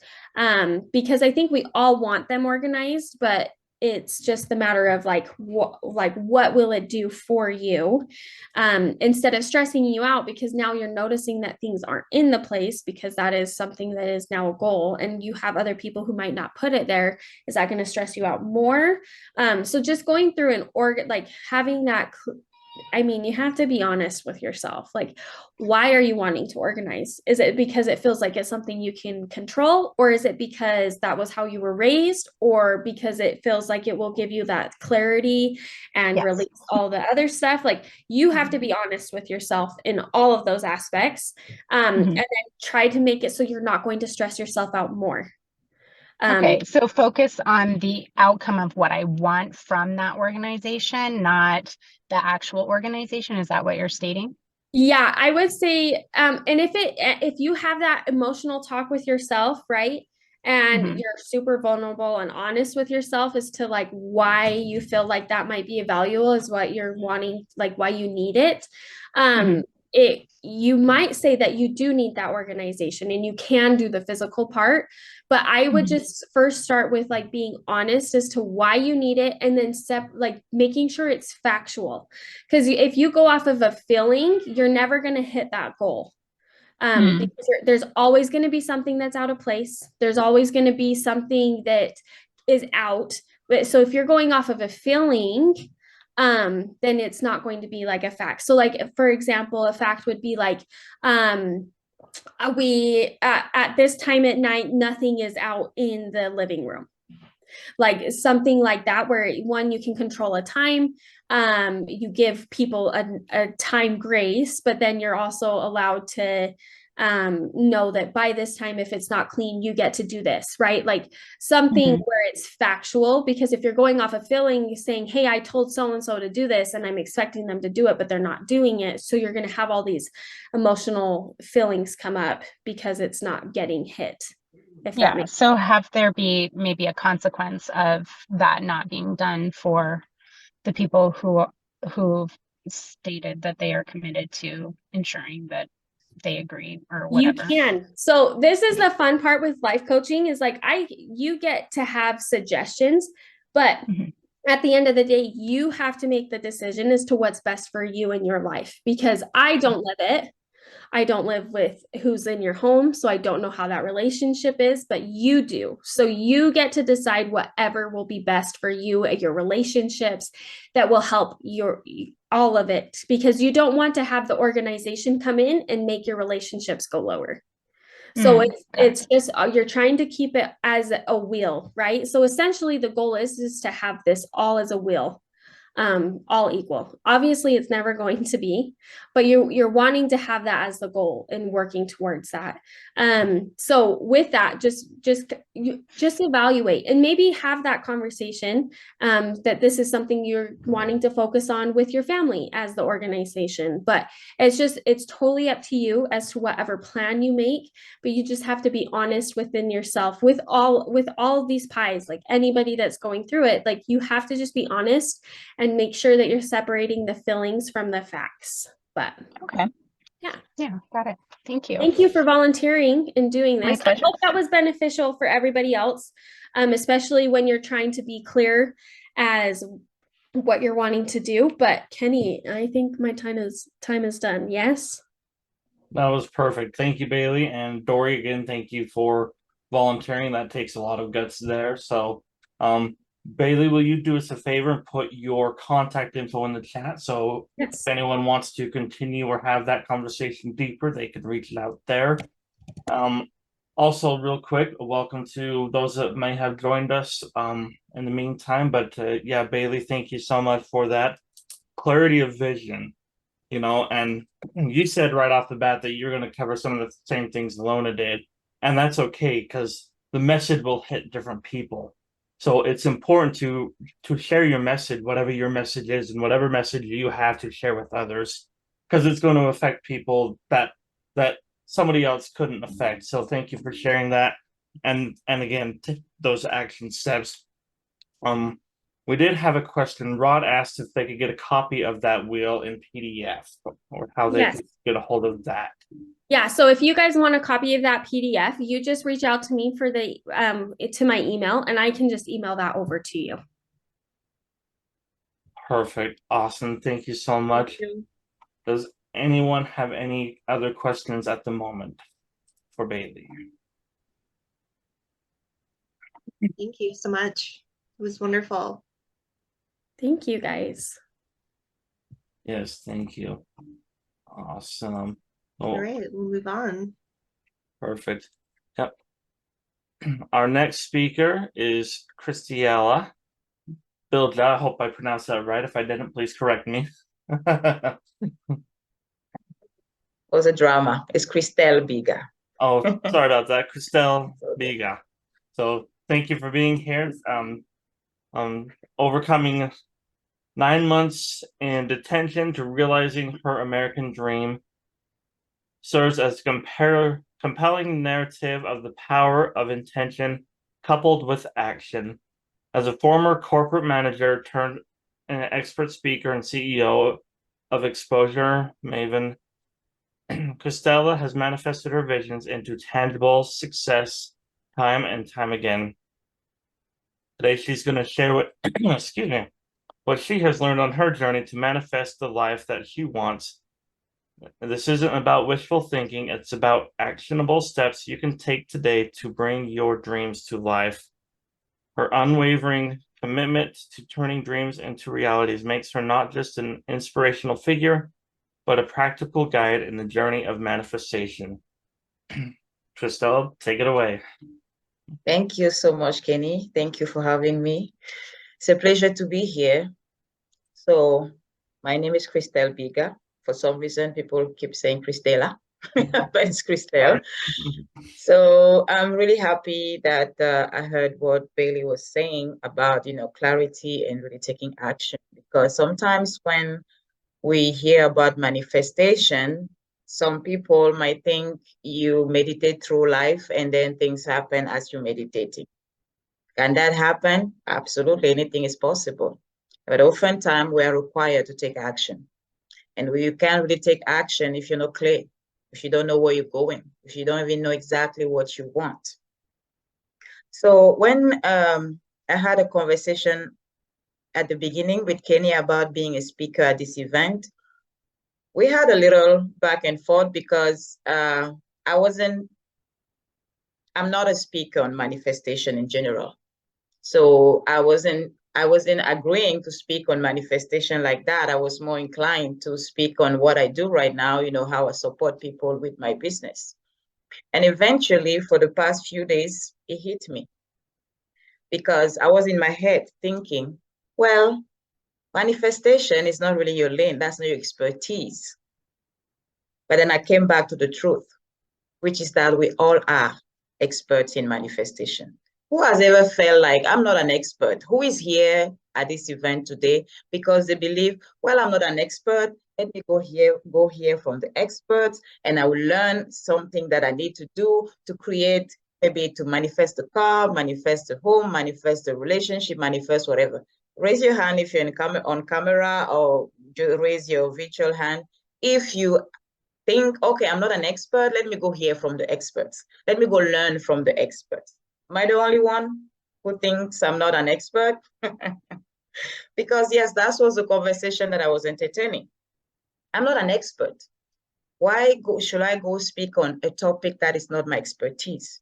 And the truth is we all are. And why do I say that? Because if we are honest with ourselves, which we oftentimes don't do, we don't give ourselves enough credit. We give credit to other people, but ourselves we don't oftentimes. So if we are honest with ourselves, we can acknowledge that time and time again, we have created things that we wanted. Time and time again, we have manifested things, sometimes consciously, sometimes unconsciously, but anyway, we are manifesting every time. So for us to believe or to entertain the thought that, oh my gosh, I'm not an expert, let me go hear what other people are doing, it's not really a good idea because we know exactly what works for us. And what works for us might not work for the next person. That's why sometimes people join programs or, work with experts in manifestation to learn new techniques, to learn things to do. And they get frustrated because they're not getting the results. But that person said, if I have a vision board, or if I write it down 100 times, if I do these positive affirmations, if I do all these things, I'm going to create what I want. But it's not working. Why? We get frustrated, we get angry because we expected that person to give us the step-by-step process that will get us there. And the reason why oftentimes it doesn't work, it's because we skipped an important piece, what works for us. So today I will have a conversation with you, and my intention with this time together is for you to remember the way you manifest already, as I'm sharing my journey, as I'm sharing my experiences with manifestation, even though I'm not an expert, but I have manifested quite a few interesting things in my life. Before we get into it, I would like to introduce myself. Kenny read my bio, thank you for that. And I would just want to give you a little bit more detail. My name is Christelle Biga. As you can hear from my accent, I'm originally not from the United States. I'm from Cameroon, that's in Africa. A little geographic lesson for somebody who forgot where Cameroon is, but it's in Africa. And in 2015, I decided to move to the United States. I had no family or friends here. I even could barely speak English at the time. I learned some English in high school because Cameroon is just like Canada. There's one side that speaks French, one side that speaks English. I'm from the French side, thanks to colonization. I'm from the French side. So we learn English, but we don't practice it. So you just learn it for the grades and that's it. So I wasn't speaking English when I came here. And it didn't seem like a reasonable decision for me to make at the time, to come to a country where I had no one, where I could even barely speak the language, where I've never been before. Why make that kind of decisions? Why make that kind of choices? My sister lives in Canada. I could have gone there. Would have been easier. I have brothers in France. Could have gone there. Would have been easier. But that's not what I wanted. So I decided to come here. And the moment I did what I needed to do, I got a visa. And I came. The moment I landed at LAX, an immigration officer, for whatever reason, decided that I needed to deport me because he said I was coming to work as a prostitute. Don't ask me what made him think that I'm a prostitute, because I was wearing a pair of jeans, a shirt, a coat, a jacket. So not that anyone should be, labeled whatever just because of the way they are dressed, but just to say that there was really, really nothing that could trigger that kind of thought in him. But he did say that. And he was really serious about getting me deported. And I didn't believe it until I had two female officers. He called two female officers to come and perform a body search on me before putting handcuffs. And that's when it hit me that, oh, it's actually happening. He's serious about calling me this and wanting to get me deported. And it was tough. I didn't see that coming. I didn't expect any of that to happen. I thought having a visa was good enough. I thought I did the right thing. So I was put in a detention center where I had to defend myself. Either prove that I'm not a prostitute or I get deported. It took me 9 months to win my case, but eventually I did. And today I can stand here in front of you because I didn't give up. And that's what leads me to give you the title of my talk today, which is the importance of courage in manifesting the life that you want. As Bailey was saying in her talk, there are actions that are required from you.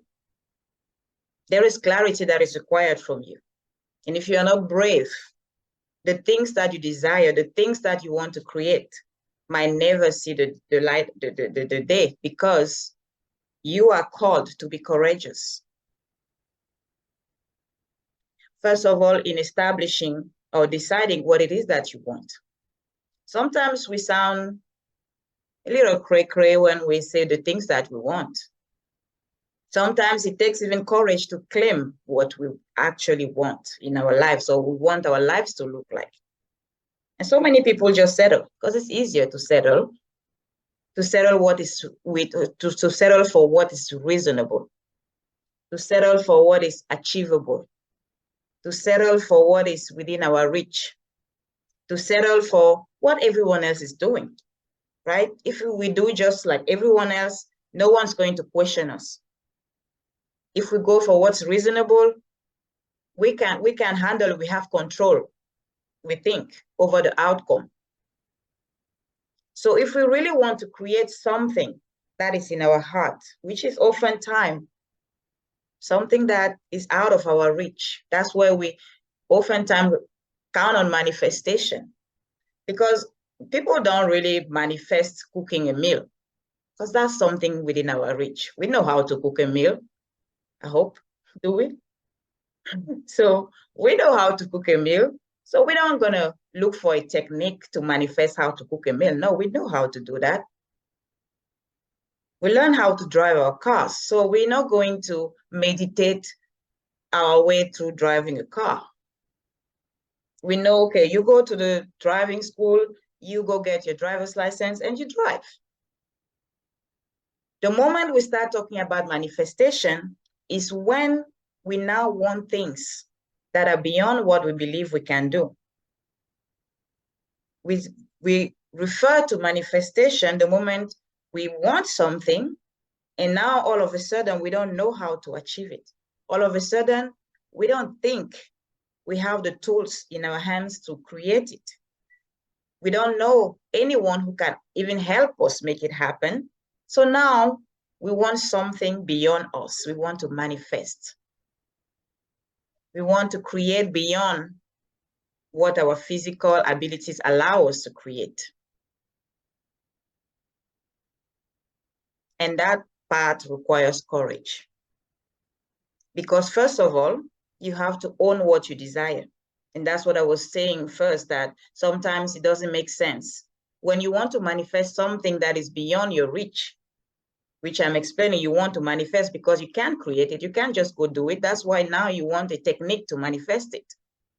So you need to have the courage to own that you want something. That maybe other people might question and say, but why do you even want that?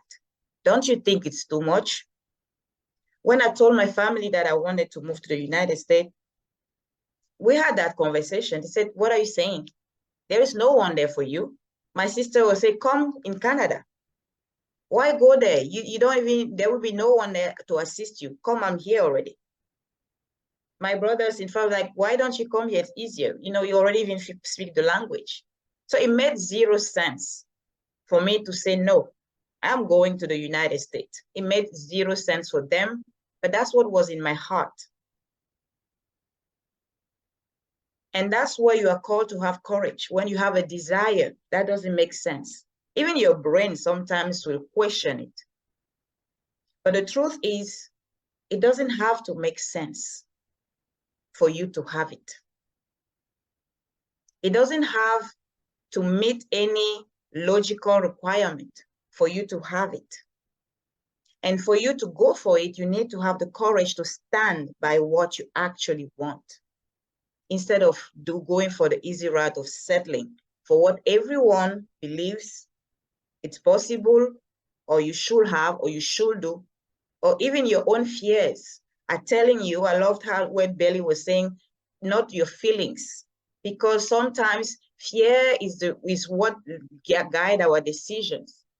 Fear is there, our brain jumps in and tries to keep us safe and brings up all these scary scenarios to explain to us why we shouldn't go for what we actually want, but go for something that is reasonable.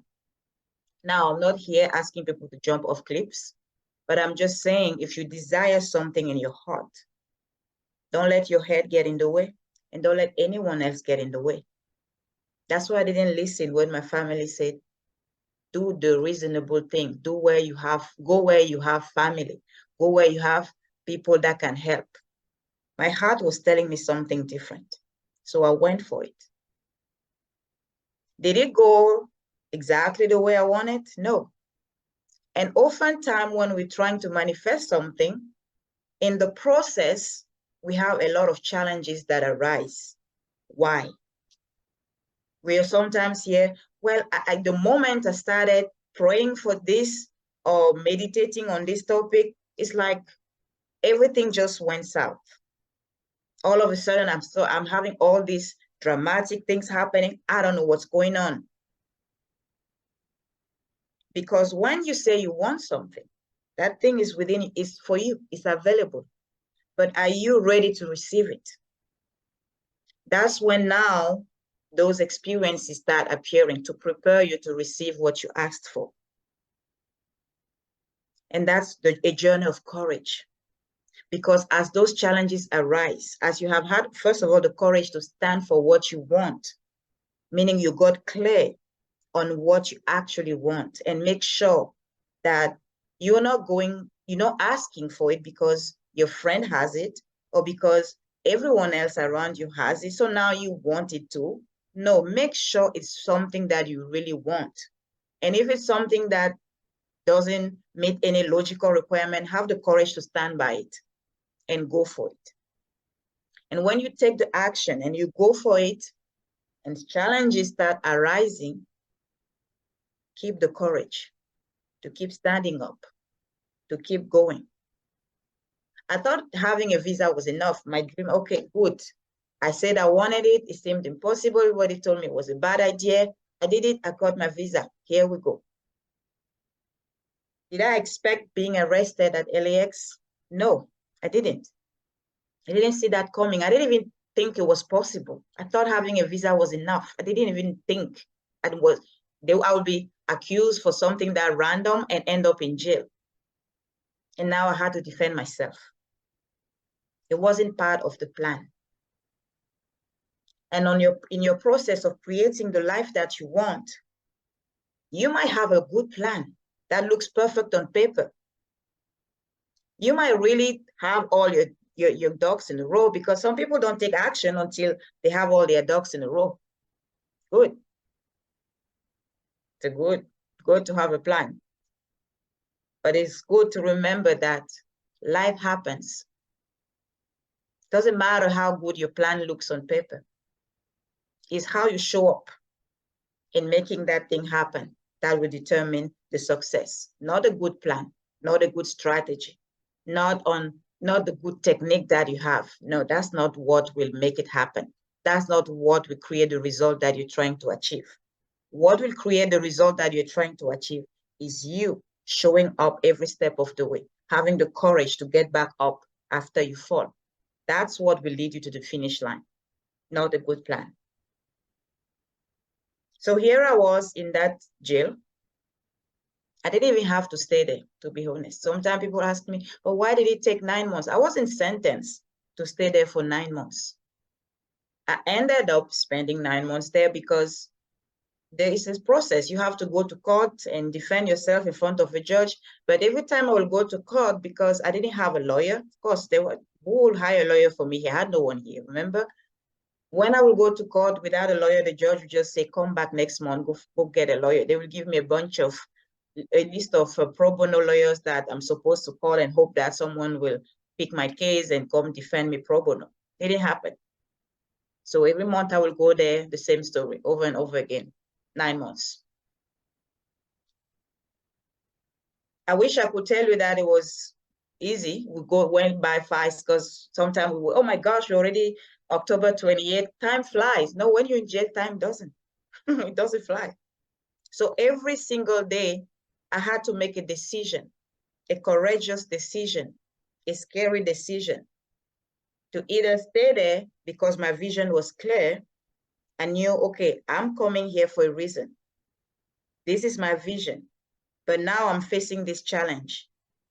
I'm in this jail. Didn't see that coming. I wasn't prepared for this. But I have an option. I have a way out, an easy way out to quit. I can just sign a deportation paper and say, you know what? Forget it. I'm going back. I had that option. Nobody was keeping me there against my will. I could have said, I'm done. Bring me the deportation paper. I'm going back to my comfort zone, going back to my family, to where people don't treat me like criminal. So I had to make a tough decision every single day. Do I stay here with no guarantee that the end actually is going to look like I want? Or do I just go back to what I already know? My life wasn't bad, so why am I going through this? So I don't know what you're trying to manifest or create, but sometimes you'll have that conversation. I work a lot with entrepreneurs, and that conversation is a real conversation. Because sometimes when you quit your job and you start your business, you are on fire. You think, okay, because maybe I hired a coach or I have the capital to make it, this is going to be fantastic. I will have time, freedom, and all of that. And then things start happening.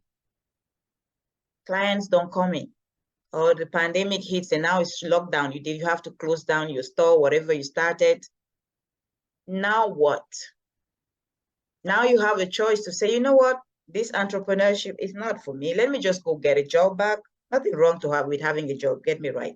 But if your dream is really to become an entrepreneur or build a business or whatever that is, when you start the process and life starts happening, regardless of your great plan or strategy that you had, you are invited to be courageous. Because desiring or trying to manifest something beautiful for yourself is not enough. You are required to show up for it. And showing up requires a lot of courage. Trust me. When you are in the fire, when you are going through all those challenges, you are what will make it happen. You. That's what I mentioned in the beginning of my talk, that I said I'm not an expert in manifestation. We probably think the same, but we all are. And the reason why I believe we all are is because we all can create exactly what we want, if only we have the courage. to do what is required from us. And what is required from us is different from each one of us. Why? Because first, we are different people. Second, we want different things. And even if we set this exact same goal, even if we desire the exact same thing, let's say we want the exact same house, because we are different people and we are in a different stage of our personal journey, the experiences that we'll have to have, or the challenges that we'll have to go through, will look different. Because, for example, if you are someone who struggles with negative self-talk, and maybe my challenge is I give up fast, we will have different challenges to overcome those things. Because as I said, remember I said, when you say, I want this, it's available for you. But now you have to prepare to receive it. You have to be a vessel ready to receive it.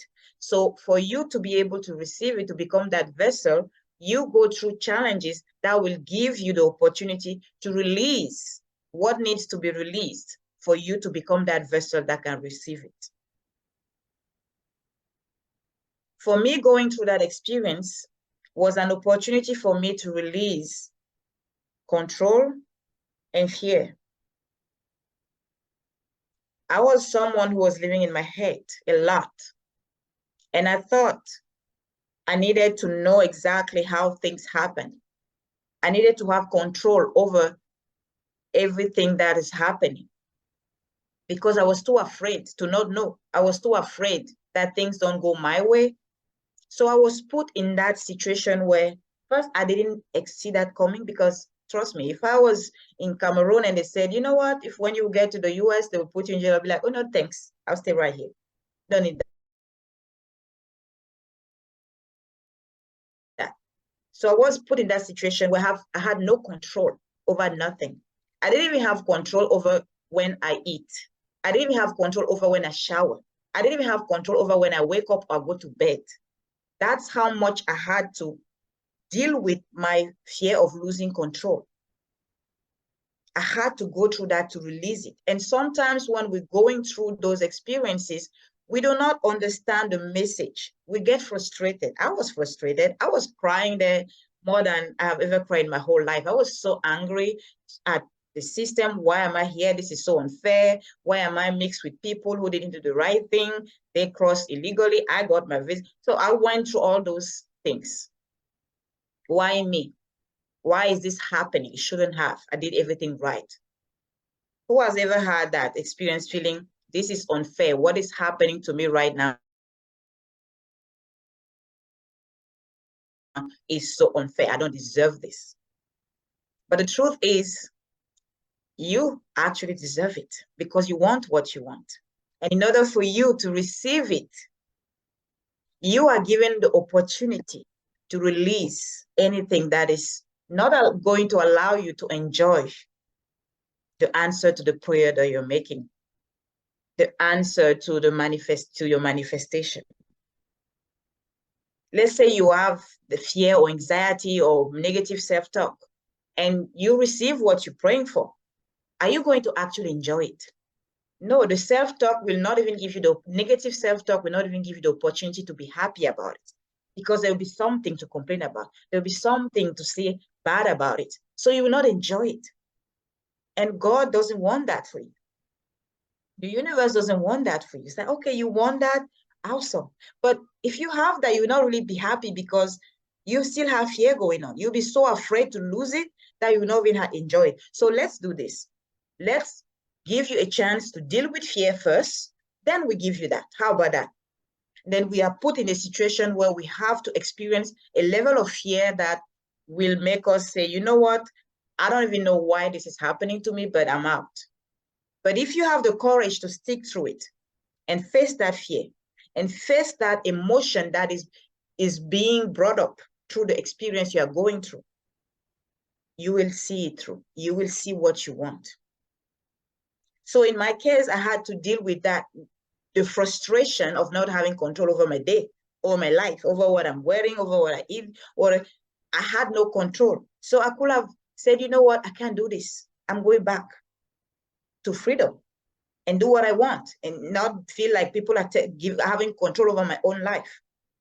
So I had to go through that, face it day after day, and be okay with it, sit with it, cry through it maybe, but eventually that taught me a lesson that I keep till today, is that you have no control over life. You have no control over what's going to happen. You can desire what you want. That's your right. But you have no control on how you're going to have it. So the idea that there will be a technique or a strategy that will get you there, it's a delusion that maybe you're invited to release. And I was invited to release that delusion because I thought I had a plan. Okay, I got my visa, I have my hotel reservation, this is how I'm going to do it. I had to release that and allow life to unfold in a way that is for me, to become the person that I need to become in order to receive the life that I want, to receive the relationship that I want, to receive the car that I want. I don't know what you're trying to manifest in your everyday life. We all have desires. But you are invited to release something first. You're invited. And the biggest thing in my experience that we are oftentimes invited to release or deal with is our emotions. Our emotions are so big in that process of manifesting what we want. We are called to face and deal with our emotions. And sometimes we miss the boat, or we take longer than we want. Because when the emotion starts coming, when we say, oh, I want it, I need it next week, it doesn't happen because maybe they know you have no patience. God knows you have no patience. The universe knows you have no patience. So they're gonna be like, okay, it's available now, but you'll wait a minute because I know you have no patience. And then next week reaches, you don't see it, the frustration starts coming up. This is your invitation to sit with that frustration and look at it and deal with it and release it. But if you don't release it and you just go with, oh my gosh, you start complaining, instead of facing your emotion, maybe the fear as you're waiting, oh my gosh, is it actually going to happen? The fear that is creeping in, if you don't stay aware of how you feel through the process of creating what you want, when challenges arise, how do you feel about it? And are you dealing with those emotions, with those feelings? Maybe all of a sudden it's your partner that will become especially annoying for no reason. Maybe it's your kids that will start driving you crazy. All of a sudden things will start going all over the place for no clear reason. Instead of you giving into it, it's your invitation to sit with yourself and ask the right questions, which are not, what should I do to fix this? But actually, how do I feel about all of this? And why do I feel the way I feel? Oftentimes, we think we are frustrated because of what people do. I was frustrated at that immigration officer who was just a jerk. Why was he? Whatever. I was frustrated that I would go to court, they would not even give me a chance to defend myself. They would ask me to come with a lawyer. I don't have a lawyer. I had all those reasons to be frustrated, and I was frustrated. But the truth is, and today I can say it, but sometimes when you are in the heat of it, you don't think that way. But I learned valuable lessons during that time that I use today. Every time I want something, every time I'm trying to manifest something, create something, I know now to pay attention to what's happening.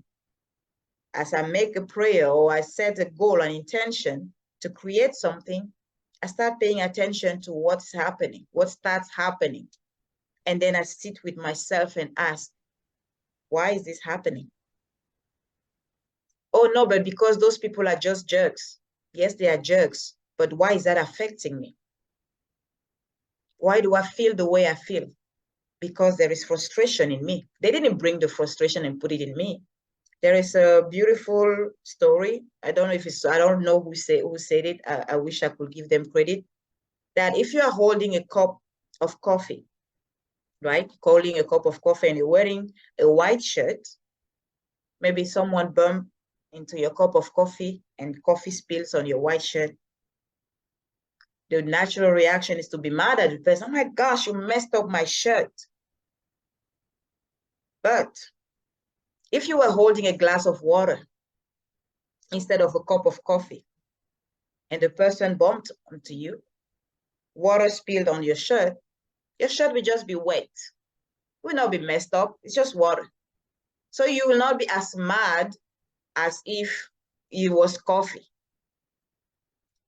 The bottom line is, same person did the same action, but the reaction is different because of what you are already holding in your hand. So whatever is happening around you doesn't determine the reason why you're feeling the way you're feeling. You're feeling the way you're feeling because of what is inside of you. So what is inside of you? If it's frustration, if it's anger, if it's resentment, if it's whatever that it is, those people will just trigger it, but they will not put it in you. It's not their fault. So when they are doing that, when those things are happening, it's your invitation to release those things and make space for what you're trying to manifest. And when I released it, the month I went to court and finally the judge agreed to hear me without a judge, I remember the day before going to court that day, I actually surrendered. I said, you know what? I'm done fighting. I'm done, right? I had no more anger left, no frustration left, or anything left. I have been through all of it. I had 9 months to deal with it, okay? So I was exhausted, feeling angry, exhausted, feeling frustrated, exhausted, wanting so bad to win my case or be out of there that I surrendered. And I remember the day before when they allowed us to go in the yard, take some fresh air, I went and sat by myself under a tree. And I had a conversation with myself and with my dad, who has passed away already. And then after that conversation, I was at peace. I went to court with no expectation. I went to court that day with really nothing inside of me. And I just did what I had to do. I just answered the questions that were asked to me, and I just explained my situation. And I won. I won my case without a lawyer. When I was in that place, the people that I met there, some of them had been there for 2 years or more. They told me nobody wins their case here, even with a lawyer. They get released maybe on bond or parole or whatever, but nobody actually wins their case in here. The month before, they had given me a $20,000 bond. Of course, I had no one here to pay for it, so I stayed, couldn't pay. So I had no other option than to win my case, and I won. But for me to receive it, I had to release all the things that I was put in that situation to deal with, the internal emotions that I had that were stopping me from receiving what I was trying to manifest. So I want to ask you, I don't know what you're trying to manifest right now in your life. Don't know if you're here, you probably want to manifest something. I will assume because this event is about manifesting, right? I invite you to check with yourself. If it hasn't happened yet, why? It's not a judgment on you. It's an invitation for you to check what you need to release. Since you have made that prayer, since you have put that intention out there that I want this, what are the things, what are the situations that you have experienced, and what are the emotions that have come through? Have you had more frustration than usual, or more anger than usual, or feeling more impatient than usual, or people around you started doing things that don't make sense? Sometimes people lose everything, end up even homeless. before creating what they want. Because sometimes that's what it takes to lose what doesn't serve you in the next stage of your life. Because if you're trying to create something big, a different version of life than the life that you have right now, it's required of you to become a different person, a person that can actually hold that life, that new life that you envision for yourself. And if that means that the relationships that you have right now cannot be part of that new life, you will have to lose those relationships. And is it fun? It's not fun. It's painful. It sucks. If it means that you will have to lose your job, you will lose your job. If it means that you will have to get physically sick, that will happen in order for you to come back to yourself and do the work that is required for you to become the person that can hold the desire that you're trying to manifest. Just like a kid that wants to drink in a glass, the parent will say, no, you're not ready. Take a cup instead. Not because the glass is bad, it's not bad to her, but the kid is not ready. He can hurt himself with a glass, can break it and get wounded. That's why they say, no, take a plastic cup instead.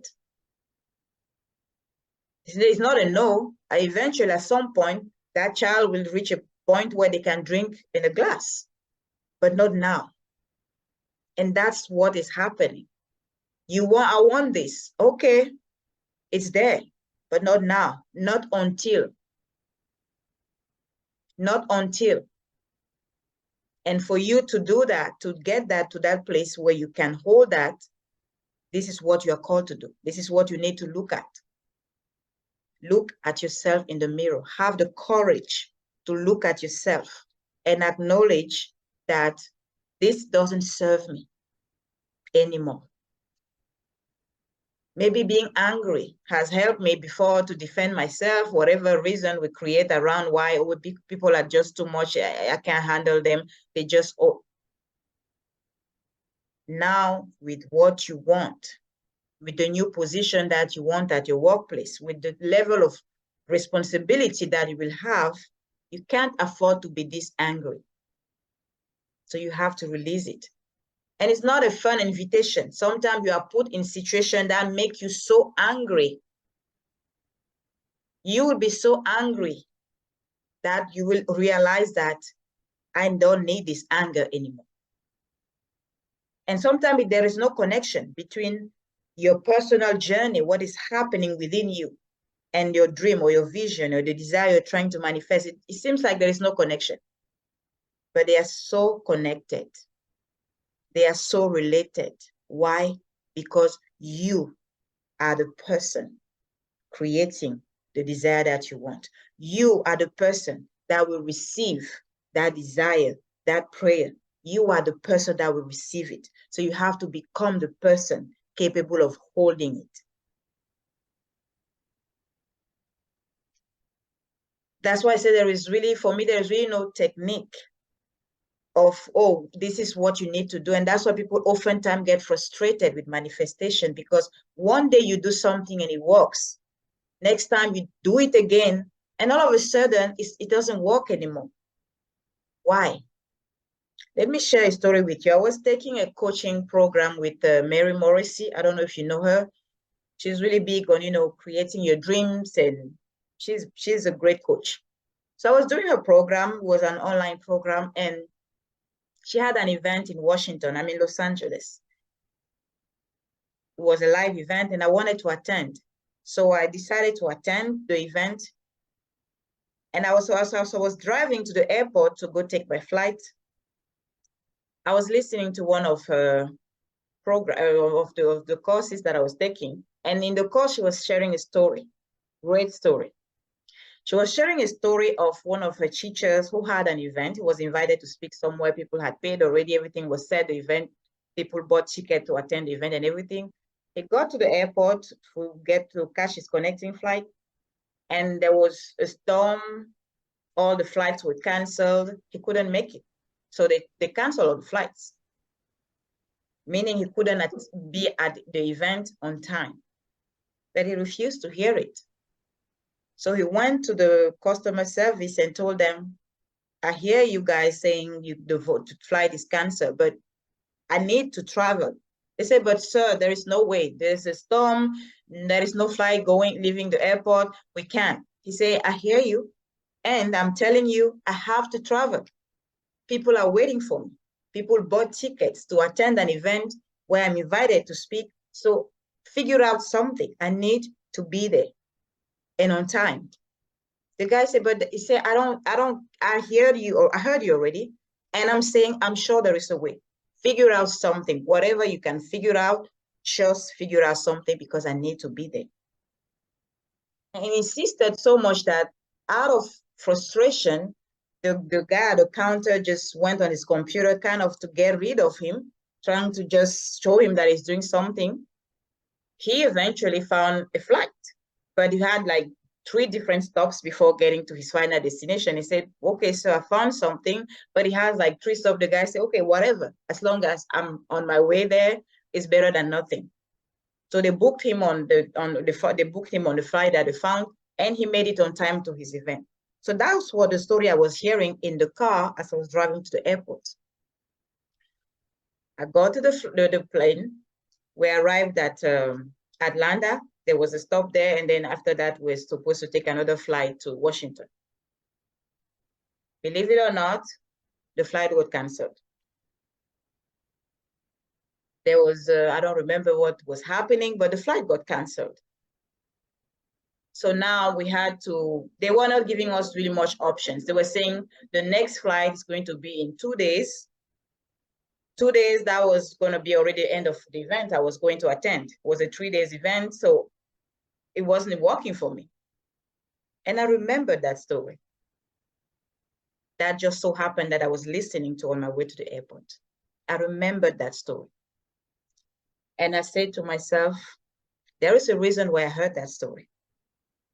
So if that man, in the middle of a storm, they found a flight for him, they will find a flight for me.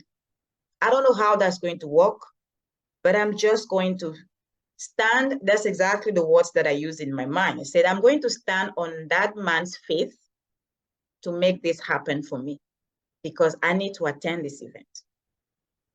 So I called some of my friends, my colleagues that are at the time I was working at LAX, interesting, the same airport where I got arrested. That's where I got my first job too. So I called my colleagues. I said, you don't know what's happening, right? The flight just got canceled and they're saying the next one's going to be in 2 days. And they say, well, whatever, just try to call the hotel and see if they can refund your money and just come back. I said, but I want to attend. They said, but what are you going to do, sit at the airport for 2 days? So I called the hotel, listen to them again, instead of sticking to my vision. Remember what I said, sometimes you want something that seems so crazy, so big that people are telling you doesn't make sense.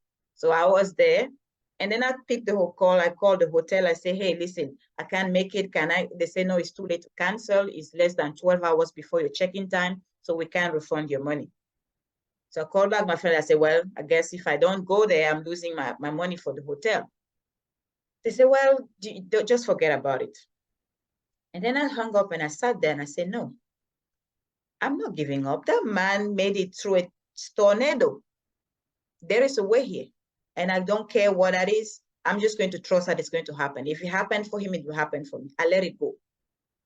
Because again, remember, in my time in jail, I learned a valuable lesson.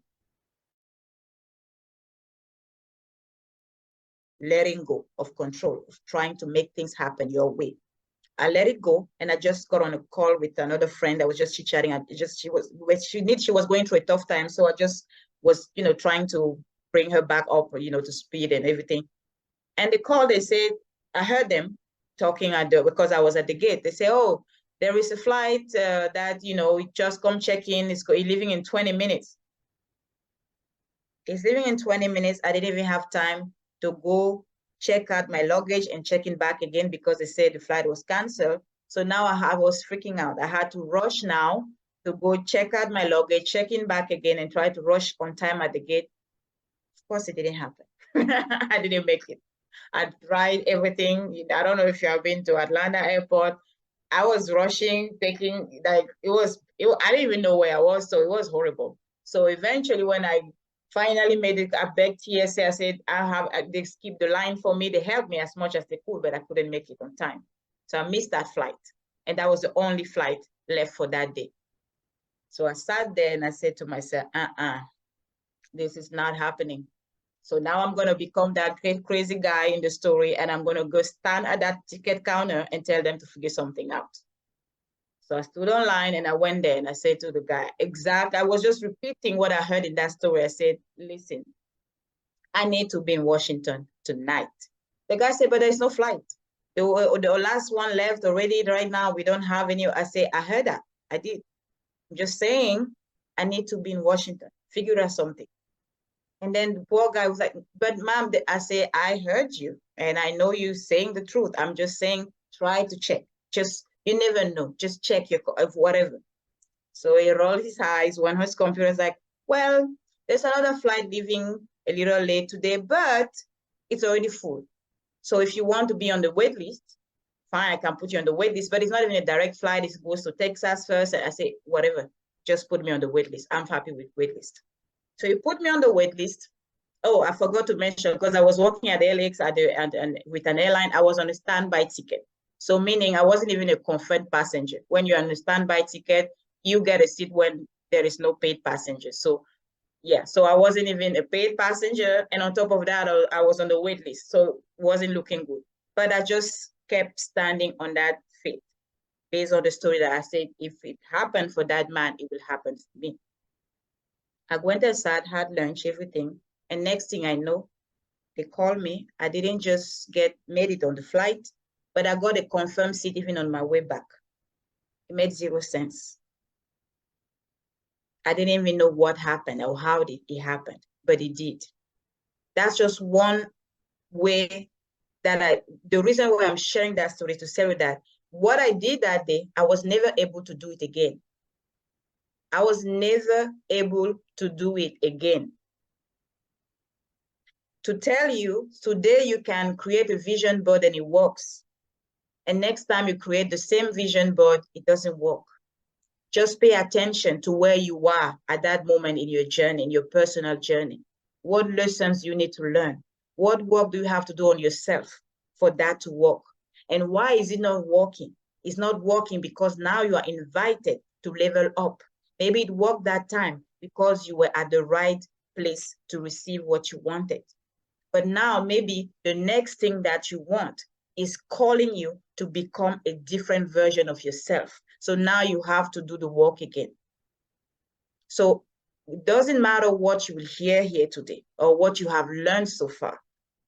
Just keep in mind that it's your personal journey. Your journey through manifesting the things that you want in your life. It's a journey of you becoming the person that will be able to receive and hold all those things. And that journey, it's a personal one. No one will ever tell you what you need to release or what you need to experience or what lesson you need to learn. It's your job. And you have to have the courage to face your fears, to face your emotions, to look at yourself in the mirror. Take full ownership of everything happening and be willing to do the hard work of doing what is required of you at that moment.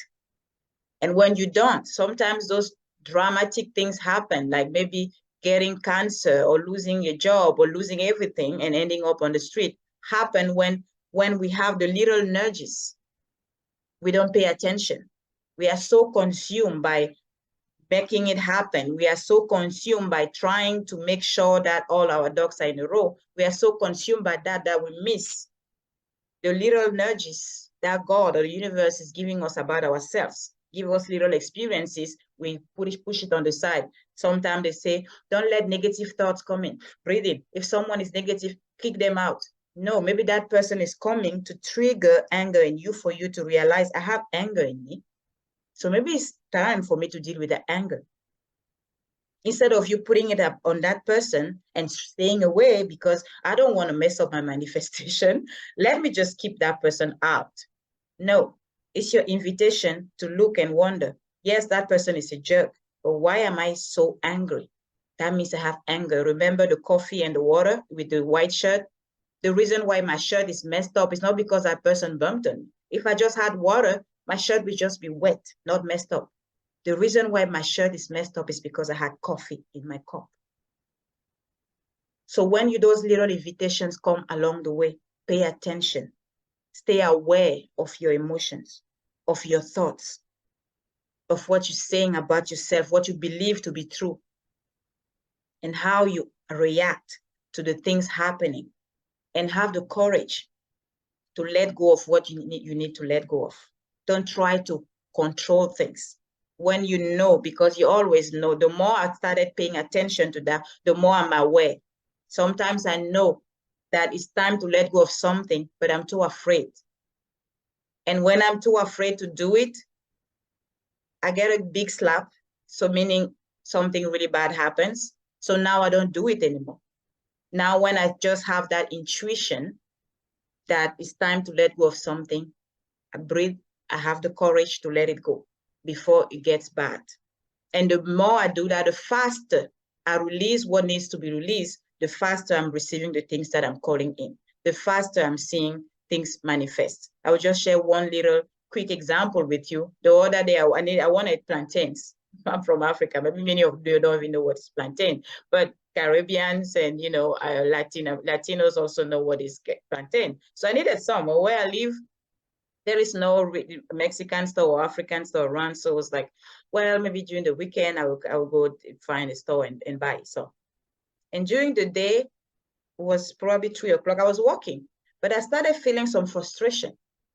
And because I've learned to pay attention to how I feel and not just ignore it and say, but I need to finish this first. No, I said, okay, let me go take a walk and try to know why I'm actually feeling this way.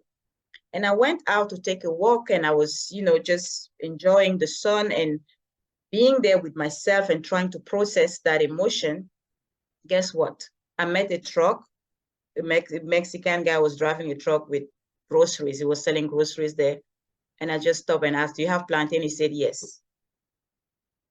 And I had my plantain come to me. I didn't have to find a store. So you can manifest anything. That seems like something stupid, but for me, I was so happy. And it just reminded me that the more I pay attention to how I feel and I'm willing to do the work of releasing what needs to be released and taking care of what needs to be taken care of, I'm making space to receive what I want, whatever that is, without me trying too hard, without me trying to apply a technique of manifestation. Just me learning to become the person that can receive the things that I desire. Just me willing and having the courage to release anything that I need to release within myself to make space for the things that I desire and I want to create in my life.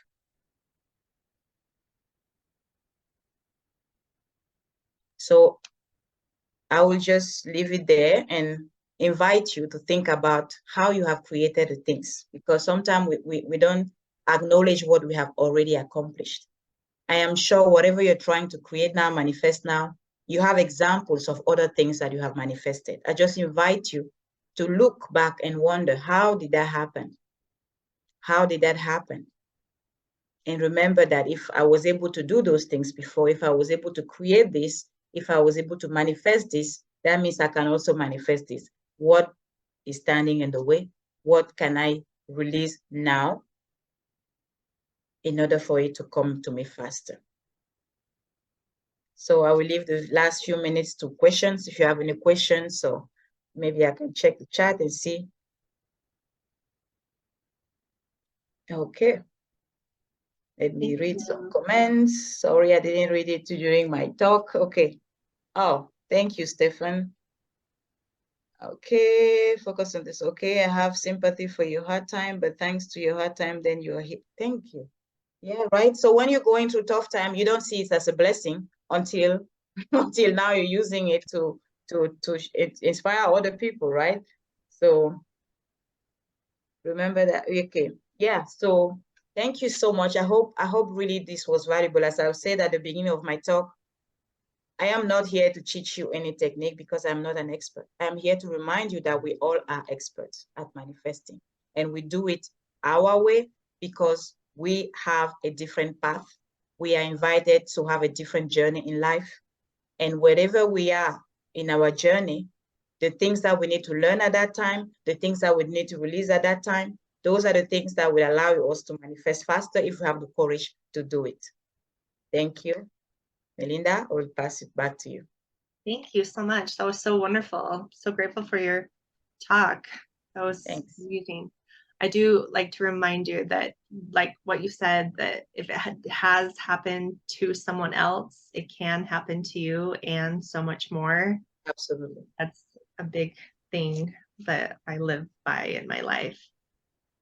Okay, we will go to Michael Faber, the business brain behind the beard, one of the most sought after business strategists and founder of Unleash You Now.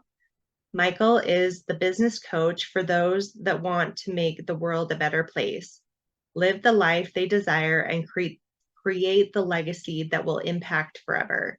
He has guided the majority of the leaders that have the most transformational and positive communities and impact across the globe.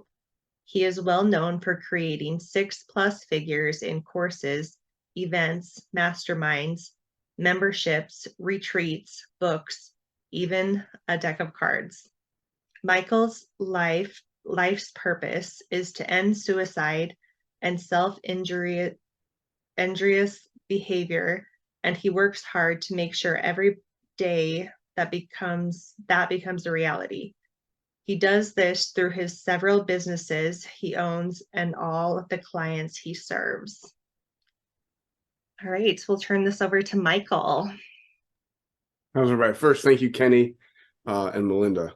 I appreciate you guys for having me and putting this together. Just to give you a fair warning, I'm sick. I have sinus infection, strep throat, and one ear is closed. So everything sounds really weird. And I'm going to try my best not to cough during this, but I didn't want to cancel on Kenny, so I did not. And I'm here. I'm all up on Dayquil and antibiotics and every other thing that could get me to get through this. So we're here. Great job for all the presenters before, too. Really gave me a lot to think about, taking notes. I got to give a couple shout outs to some of the blue and green that are already in here. That's what we call the Unleashed. Javier Santana of High Ground, Spencer Jones, the Energizer. He does a lot of this. He is actually way more qualified to talk about what I'm talking about. So that's always good, right? I was like, can you not be here for this? Because you're better at this than me. So chill out. Who has an awesome community as well, and a lot of free resources. He's really a guy that cares about impact. I got to give a shout out to iPhone, who is also known as Michael Martin Hummel, one of the best writers out there. You can find, and Robert Martinez in the house as well. So just wanted to make sure I said hello to my people and didn't get in trouble for not acknowledging them, because that would be bad. So before we get started, why would you listen to me, right? I have a long beard. Some would say it's not kept. I think it's very well treated. You don't know me from Adam. I have like 7 teeth left. I failed 3rd grade. Until 20 years old, I was in and out of juvie and in and out of jail. At 20 years old, I was given a gift. That's why when someone was like, yeah, I went to jail, I was like, thank God I'm not the only one, right? Because typically in a room like this, it's only me that can tell you about the experience of behind bars. And I was like, look at that. We have something in common. Let's go. So thank you for taking the edge off that one for me. And at 20 years old, I was given like 3 gifts. I beat the last court case I was facing, which was 20+ years. I got shot at, and I found out I was going to be a dad.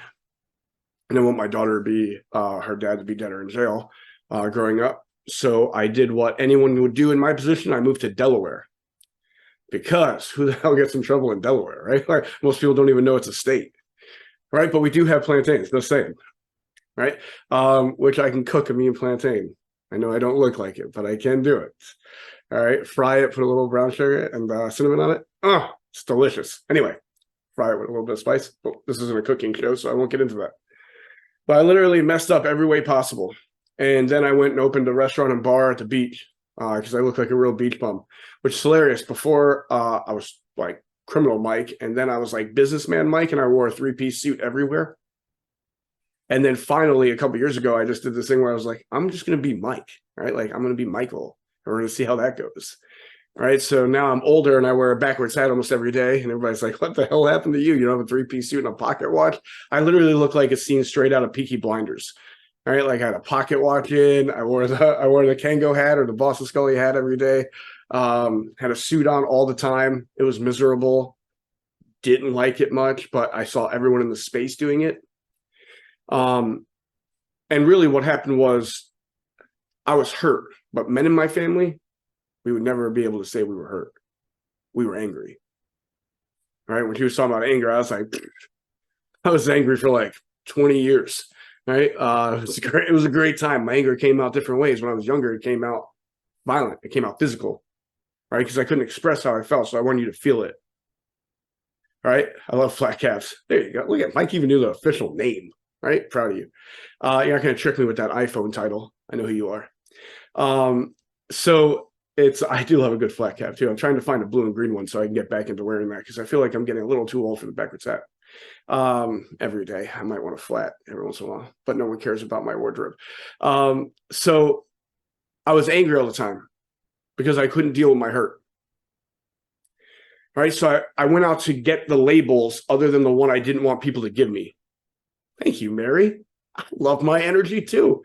And, I have a great coach, Spencer Jones, who helps me with that energy and keeps it vibrating at a higher level than normal. Because if not, he'll yell at me for not having good energy and I'll have to do more work, which I try not to do. So everybody thinks when I moved to Delaware and was like, I decided to be dad, that would be the part where I got over it. But it wasn't, right? Because I love messing things up. I was really good at destroying things for years, even businesses.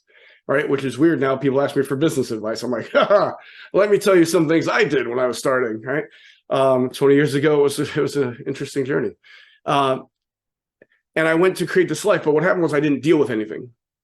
I didn't deal with anything that happened to me. I didn't deal with my past. I didn't deal with anything I felt. I didn't deal. I just kept going, push it down, keep going. Right, you know that phrase that I absolutely can't stand. I would say hate. I actually probably do hate it, but I try not to use that word. No one cares, go harder. Like no one cares, try harder.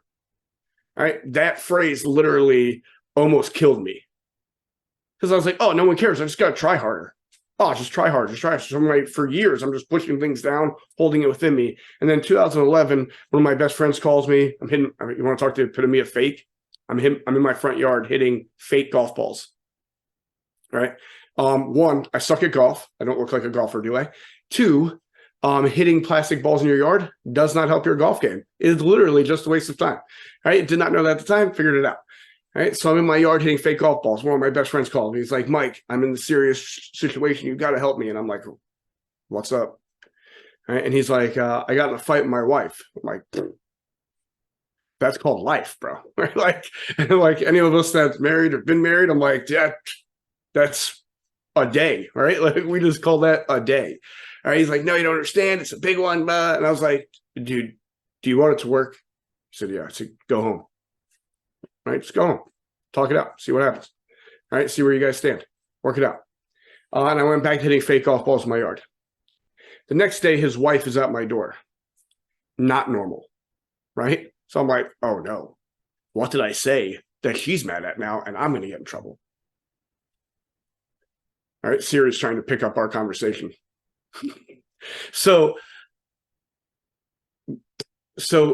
I opened the door and she's like, have you seen Matt? I was like, no. Why? She's like, I can't find him.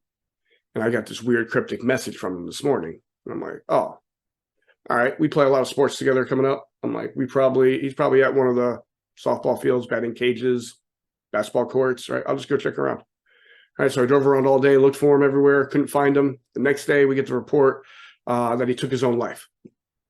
They found his body. At that point was when I had to stop hiding everything within me and everything broke. And I always say that was my shattering point. There was a German philosopher that said, pain is inevitable, but struggle is our choice. All right. And I think Tony Robbins kind of took it and then said it a different way.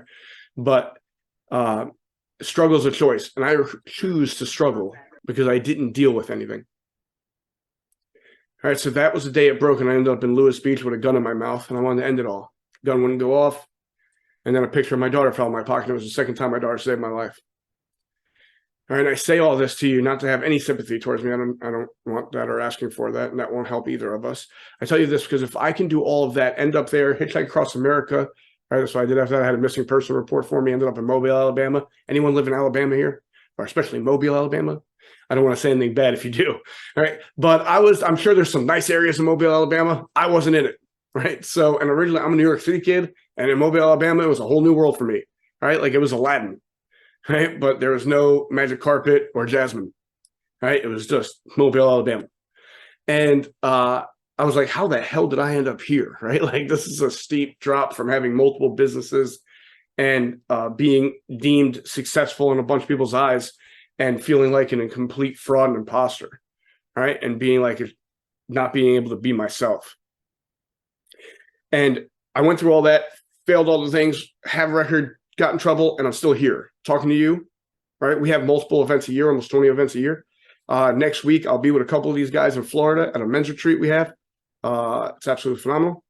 We have conferences, retreats, everything. I'm the guy doing that, even though I was the guy that messed up everything. All right, so if I can do that, any single one of you can do whatever you want because I'm not special. I'm pretty much everything but that, right? But yet I'm still here. And that's why I tell you about myself is because if I can be here, anyone can be here doing this and living the life they want. Because now what we're living was once a dream. The life we have now, we didn't even know could be possible, right? As long as we started going through the journey. So I want you guys to work with me on one thing first. One of the biggest things is knowing what we really want. And one of the biggest confusions we have as human beings is we try to be logical. And we're not, right? So then we have to like work at being logical. Like we make excuses up to be logical. Like, no. If you think about that though, and then that will happen and that will happen. And then it makes sense, right? And it's like, who cares? Like what? Like none of this makes sense, right? The things that make sense normally don't make dollars, right? So if you want to make dollars, don't make sense. So I want you to do an exercise with me. I want you to write 1, 2, and 3 down on a piece of paper or type it or bite your finger and write it on whatever you can. Losing a little blood never hurt too much. Losing a lot of blood has. Not saying I know or anything. After you tell my stories and then say that, everybody's like, whoa, crazy person. I might be, but that doesn't matter. So write 1, 2, 3 and have a little room to write in between. All the people on Leash are like, I've done this before. I know. So 1, 2, 3. Number 1, I want you to write a goal you have that is very meaningful for you to complete. A goal you have that is very meaningful for you to complete.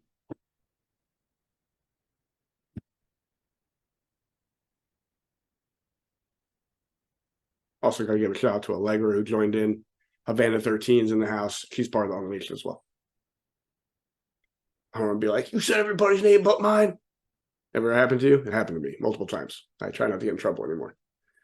All right. It's a new age Michael. Flat Cat Mike. Call me. 14 nicknames after this. When in Just Mike, left everything but. All right, so everybody's got their goal. Thumbs up or something, just acknowledge some sort of way so I know to continue. Bet, thank you. 1 person, 3 people gave thumbs up. I'm like, boom, it's over. All right, 3. All right, number 2, what feeling will you get when you complete that goal? What is the feeling you'll receive or have when you complete that goal?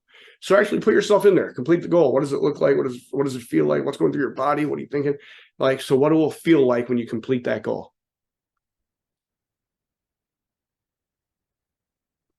Javi's pretending he's doing it. God, he's such a good sport. Javier's one of the nicest people I ever meet. It makes him mad now. He's so nice. It's weird. He's like, I am not that nice. Starts playing Get Up and Get Down with the Sickness, Disturbed. I am not nice. Starting to sound like Alex when he goes out. The Alex McClure, he's our MC. He's a unique taste. All right, so everybody's got number 2 down. What feeling you'll get when you accomplish that goal or complete it? Sorry, when you complete that goal. I only have one earphone in because my other ear's completely shut down. It's closed for a little bit, so there's no point in having it. I can't hear if there was anything in it. All right, number 3, a time frame in which you'll complete that goal by. Now, be honest with yourself. We love to lie about this shit. 1, sorry, I cursed. I cursed like crazy. I can't believe that's the first time I cursed, but I cursed like a madman. I'm trying really hard not to because Kenny said he'll be mad at me if I curse too much. So I don't know what too much is, but I feel like 1 is okay, 2 is not okay. All right, it's like a PG-13 movie. You got one chance, buddy. One chance. Say 2 bad words and you are R. All right. The restricted, the R is. So be honest with yourself. If you're like, I'm going to be a millionaire, and I'm like, bet, that's awesome. How long? 2 days. I'm like, oh, cool. How much money you got? $10. I'll be like, well, no, you're setting yourself up for a horrible failure. Don't do that. All right. So try to be honest with yourself. So don't be like too giving, like 14 years to walk a mile, and don't be like crazy and be like 1 hour to be the wealthiest person on earth, even though I'm not in the top 1,000. Right. And think, if you're not in the top 1,000, that's not crazy. It's like 8 billion people out here. You're doing fine. Right. All right. So everybody's got 1, 2, 3. Look, I'm going to give you guys a little time to partake with me here. Is it okay if I have people like unmute if they want to? Okay. All right, cool. I don't want to get in trouble and be like, whoa, Anarchy 99 in this piece. He has people unmuting. First person I'm going to pick on.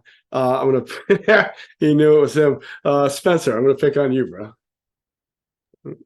I was anticipating this. Although Yeah, I'm going to be interested to hear what you think of my answers. Your eyes gave it away when I said I'm going to pick on someone. As you and Javi looked very intently into the camera, like, you bastard. He messed with my view. So I want you to tell me what your goal is. My goal is to always be me. Love it. Always be you. Your number 1 was always be you. All right, cool. Who else wants to share their number 1? First, we'll start there. Or share their goal. Who else wants to share their goal? Don't make me call on you. You know I will. If you know me, you know I'll call on you. Javi? Said if I know you, I'll call on you.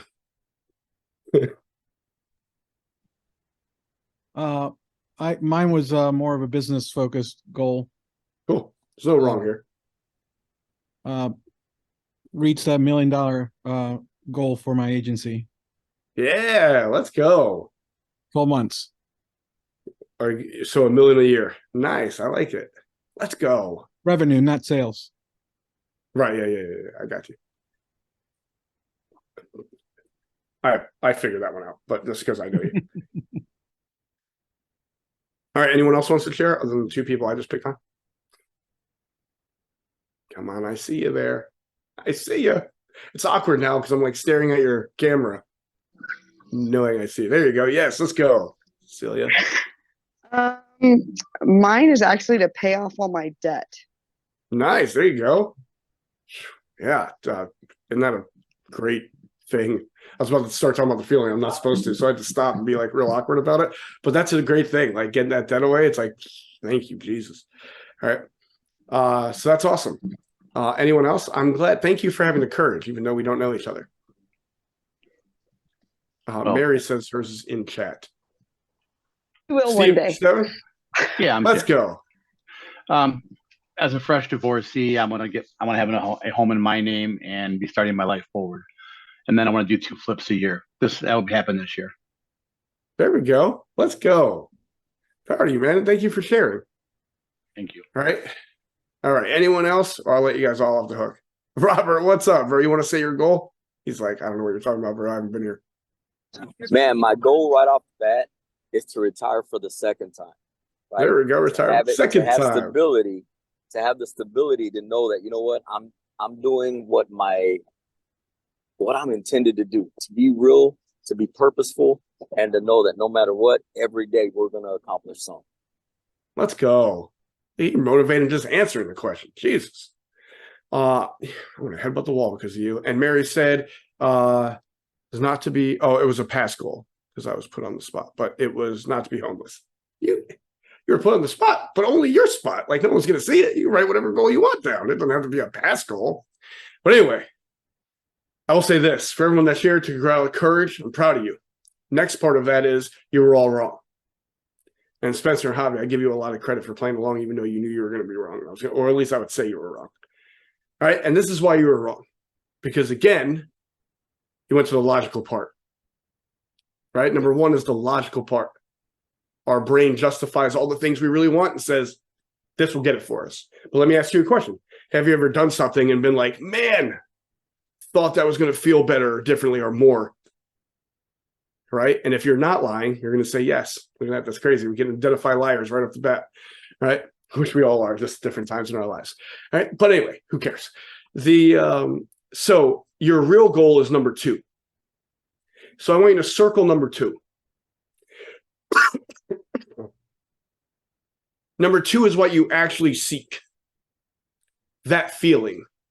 Whatever that feeling would give you that you said, that's what you actually want. And here's the problem with our brain. It actually limits us.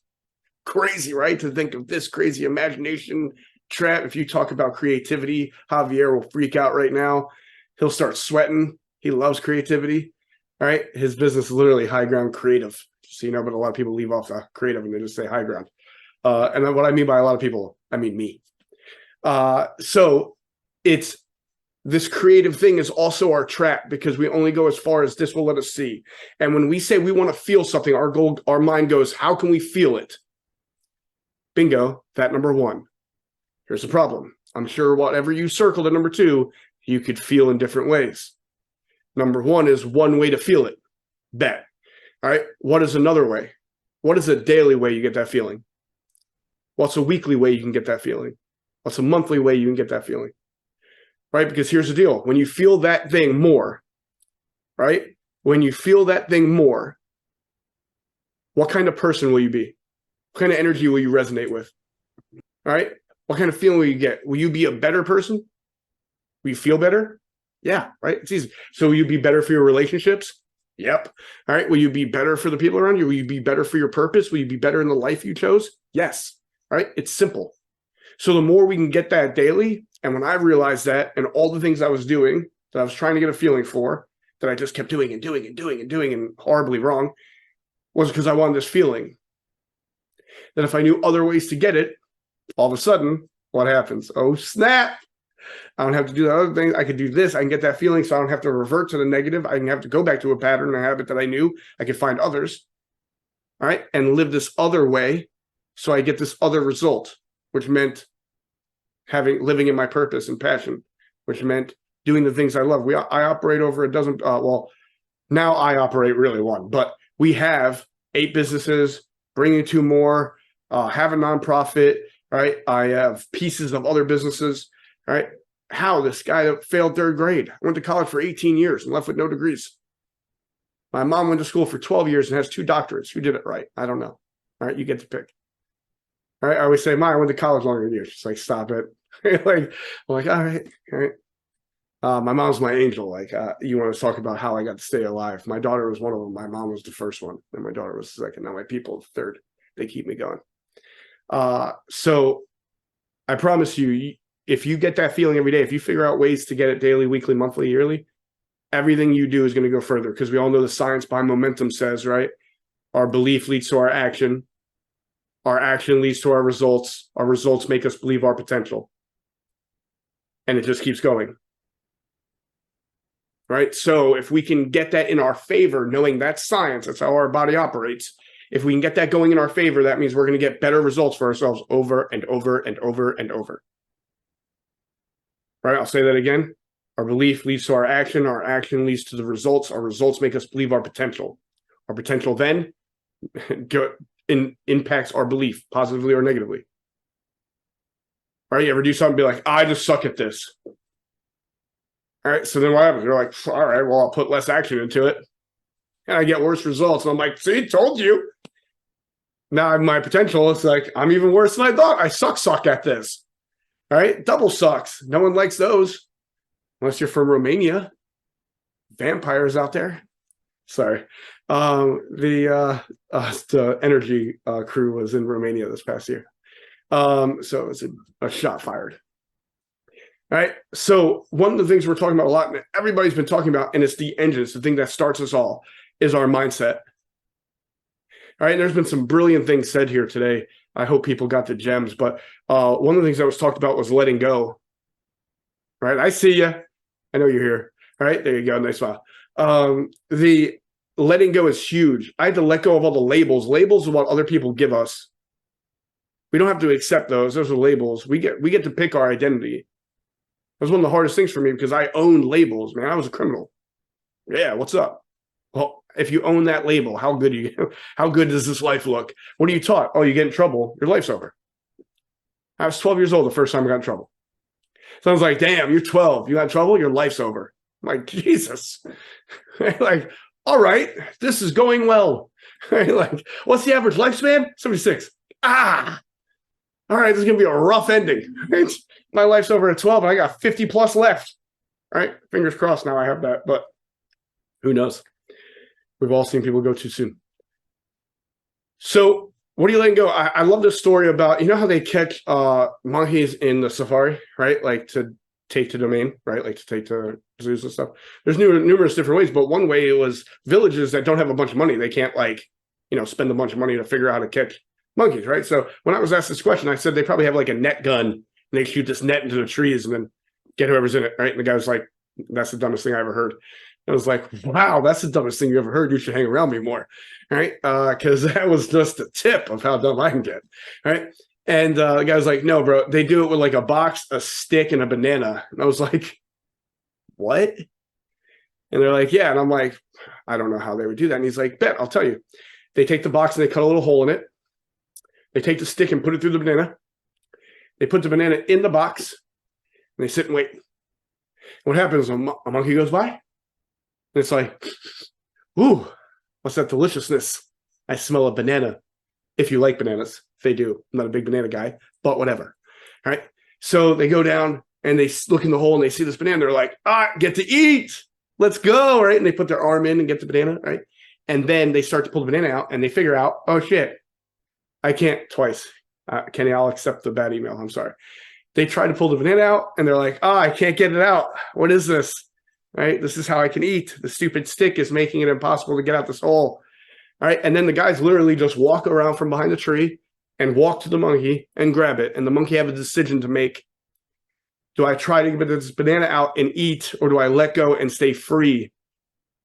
You know what's crazy? Majority of the time, hangs onto the banana and gets caught. Now, I want you to think, why would I tell you this story? Because I want you to think, what are you hanging on to that's keeping you stuck? What's the banana in your life? Like this one thing, please, God, if I just get this, come on. What are you hanging on to that you need to let go of? One of the biggest things I had to let go of was like tough Mike persona that I needed from previous life, right? Like that I had to be a hard ass. And like everybody in this space is like, no one cares. Like, you don't have to do that, right? It's just weird. I'm like, I am weird, right? They're like, yeah, but don't be weird like that. Be different weird. I'm like, all right. Right. And also I could just be me. It's one of the biggest things I had to let go was my armor. Right. But what are you hanging on to in your life right now that you need to let go of? And listen, there's something that's not letting you get to the level you want to get to, or that next thing. And it's because you're hanging on to something. So what you need to let go of. Here's the crazy one. When the guy said this to me, I thought that was his big message. And I was like, that's a good one. This was the part where I was like, ooh, gut punch.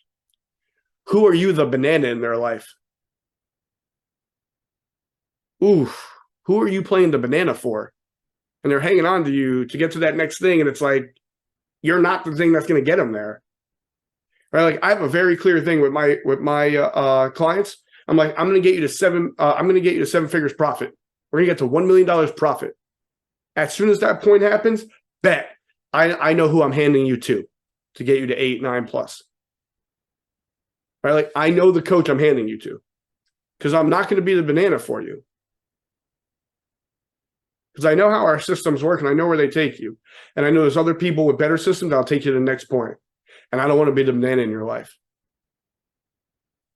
And one of the things I make sure, I challenge myself about the relationships I have, that I will not be the banana in them. All right? I will not do that, because all that comes from that is resentment. Right? And at some point, that resentment will come to play and it won't be a good day. Like what I did there, a little rhyme. Sorry.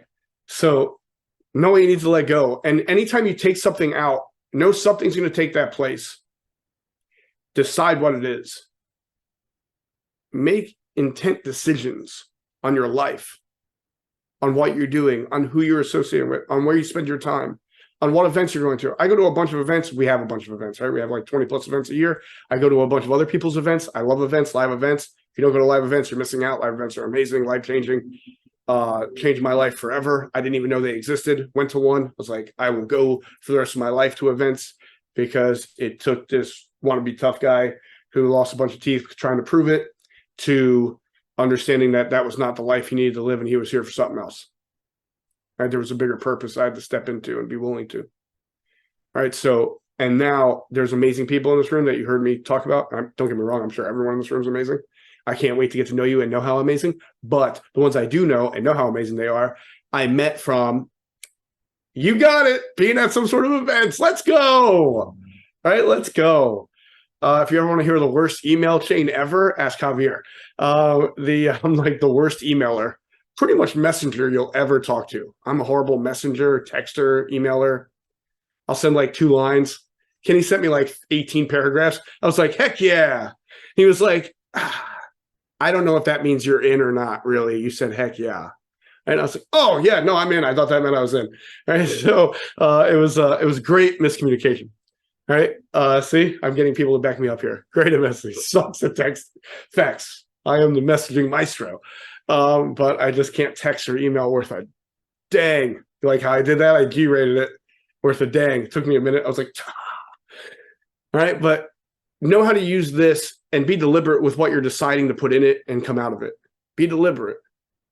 I started being deliberate in my decisions. I started being deliberate in my commitments, right? Because that's what changed my life. That's what put me in the space to have my best life, right? To live my dream. Was I started being very deliberate with this. I didn't let this rule me. We can rule this, right? It's like they were talking about anger. Oh yeah, look at that. I keep bringing you back, right? Every time you're thinking about turning that camera off, I'm like, nope, you're stuck here with us, right? The talking about anger, anger ruled me for a long time. Now, I don't say I don't want to feel anger. I do want to feel anger, but I also know how to bypass it, understand it, and why is it there? Because anger is a secondary emotion. It comes from something, right? So if I disregard the anger, then I can miss why it came in the first place, and I don't want to do that. Because typically it comes from hurt, sadness, betrayal, some of the initial emotions. And then what happens is anger is a secondary. So it comes from it. Like, that hurt. I can't believe you would hurt me. Right? Like, and then it gets like, you see how my whole voice changed, my demeanor? My shoulders hurt from changing so fast. Right? I hulked out of my sweatshirt almost. Look, now it's a short sleeve. No, I'm kidding. The sleeves are rolled up. So the other thing too is a lot of people struggle with purpose. Right? Like, how do I know my purpose? How do I know my purpose? How do I know my purpose? Like, listen, I don't care what you call this. You can call it God, universe, tree, dirt. Like, I don't get in that argument. That can be an argument. It could be for anybody else but me. I don't care what you call it. As long as you call it something, then you know what you believe. And I'm like, bet, perfect. Now I know what you believe, and that's all I need. All right. Whatever you call it that. Man, they're going to whisper to you like, psst, psst, hey, psst. Right. And then you're not going to listen if you're like me. And then they're going to get a little louder, like, yo, hey, you're going to disregard that. And then like for me, I needed them screaming in my face, listen, your life's about to go past the point that you can do anything forward if you don't pay attention. And then I paid attention. I had the story of my life. So rather than wait to get to that point, find your purpose. How do you do that? Easily. Try things. How do I find the space? I went to an event. I didn't even want to go. My boy bought me a ticket. He was like, hey, you're going to come to this conference with us. A bunch of people are speaking. I'm like, what are they speaking about? He's like, he knew I love business. So he's like, business. I'm like, who are these people? Why would I go listen to them? Right? Like all the questions. I'm sure you guys all ask this about events. Why do I listen to them? Right? Like you know their whole life and there's nothing to gain from it. But anyway, it's like, why would I go listen to them? What are they going to do for me? Right? And then he said like one of the names, and one of the names was Tony Robbins. And I was like, hold up. No. I know that name. He got me in this fluff stuff. Right? I stopped myself. Kenny, I'm doing good. Yeah, you should be proud of me right now. Right? So I'm like, no, he does a lot of that fluff. I'm not in. Right? And the guy's like, I bought you a ticket. You can't not go. Right? And I'm like, oh, guilt. Love it. Thanks. right? We use guilt when we're going to get what we're going to get. All right, cool. So I went to this event, and believe me, I was tough guy in it the whole time. I was in the back of the room, arms crossed. Everybody was like jumping up and down. First of all, too, it was years and years ago, but now that lineup is unheard of. Will never be an event again. It was like Tony Robbins, John Maxwell, Eric Thomas, Gary V, right? Like everyone that's huge now was there. Right. And I'm like, now I'm like, oh my God, if you could ever get this lineup together, it will be the biggest hit ever in the space. But of course, it doesn't work that way. But anyway, I go to this event. I'm in the back of the room. I'm like this the whole time. Right. Pissed. F this thing. Right. They don't make no sense. I G-rated it. I just said F this thing. You could fill in the word forget this thing. Right. I'm not doing it. Tony's out there. Anybody's ever been through Tony, first of all, he goes way over time, like me. All right. He goes way over time. All right. And you do a million things. You're jumping up and down at times. You're like singing, dancing, doing all this weird shit, right? And I'm like this in the back of the room the whole time, right? Nothing. Stone face. Right? I had more teeth then, but I was still stone face. So the end of the event happens. I get in the car with the 3 dudes I went with. There's 4 of us total. The whole way home, they're like talking about how amazing it was. I was like, this was stupid. Nothing happened good for me here. Right. This was a complete waste of time. Got to my house, walked into my bedroom, started crying. Right. Because I held all that in the whole time. I was just crying like a maniac. Right. I'm not a big crier. I was crying like crazy. Right. I was just like, what do you do? Right. Like, and I couldn't really make words, and like tears and snot and sniffle. Like it was all there happening. It was like the hardest cry I ever had in my life. It was because I finally started letting go of everything I was holding on to. It was interior. Thank you. Toilet paper. More than one use, my friend. It could be your tissue or your toilet. Good cry, been there. Damn right, good cry. Hell yeah. Right? And I had this good cry, and I was like, I need more of this. Right? And I just can't let anyone know I need more of this. Right? So I would like go in disguise to events and like sit there thinking anyone cared that I was there at all. Like everybody's there for their own reasons. Right? No one's there to like, let's see if Michael Faber's in the crowd. No, good disguise, Mike. No one cared, but in my head, everyone cared, right? But if I never got into the space, if I never did that, I would never have found out this. If you ever told me I'd be speaking in front of people years ago, I would laugh you out of the room, right? Like we would laugh at each other or fight, right? There was no ways. The way I got to speak in front of people wasn't even intended. I was going to do security at a door at a motivational event at a Boys and Girls Club. Guy was like, hey man, I need one more security guy. Can you come? I'm like, sure. Right. So I'm sitting at the door, like making fun of people, right? Having good laughs, doing what I do. All right. And the guy's like, hey man, we're into trouble. I'm like, oh, where's the trouble? Right. And also like, you can tell me where the trouble is, but I'm not going to help. Like I'll point the other people out there to help. Right. And then I'll come in later when everyone's tired, because then you can win. All right. Be strategic. But so he's like, no, it's not trouble in here. It's the guy that was supposed to speak is not coming. It's like, whoa. How are you going to tell everybody? He's like, I'm not. I'm like, what are you going to do? He's like, I have someone else going up to speak.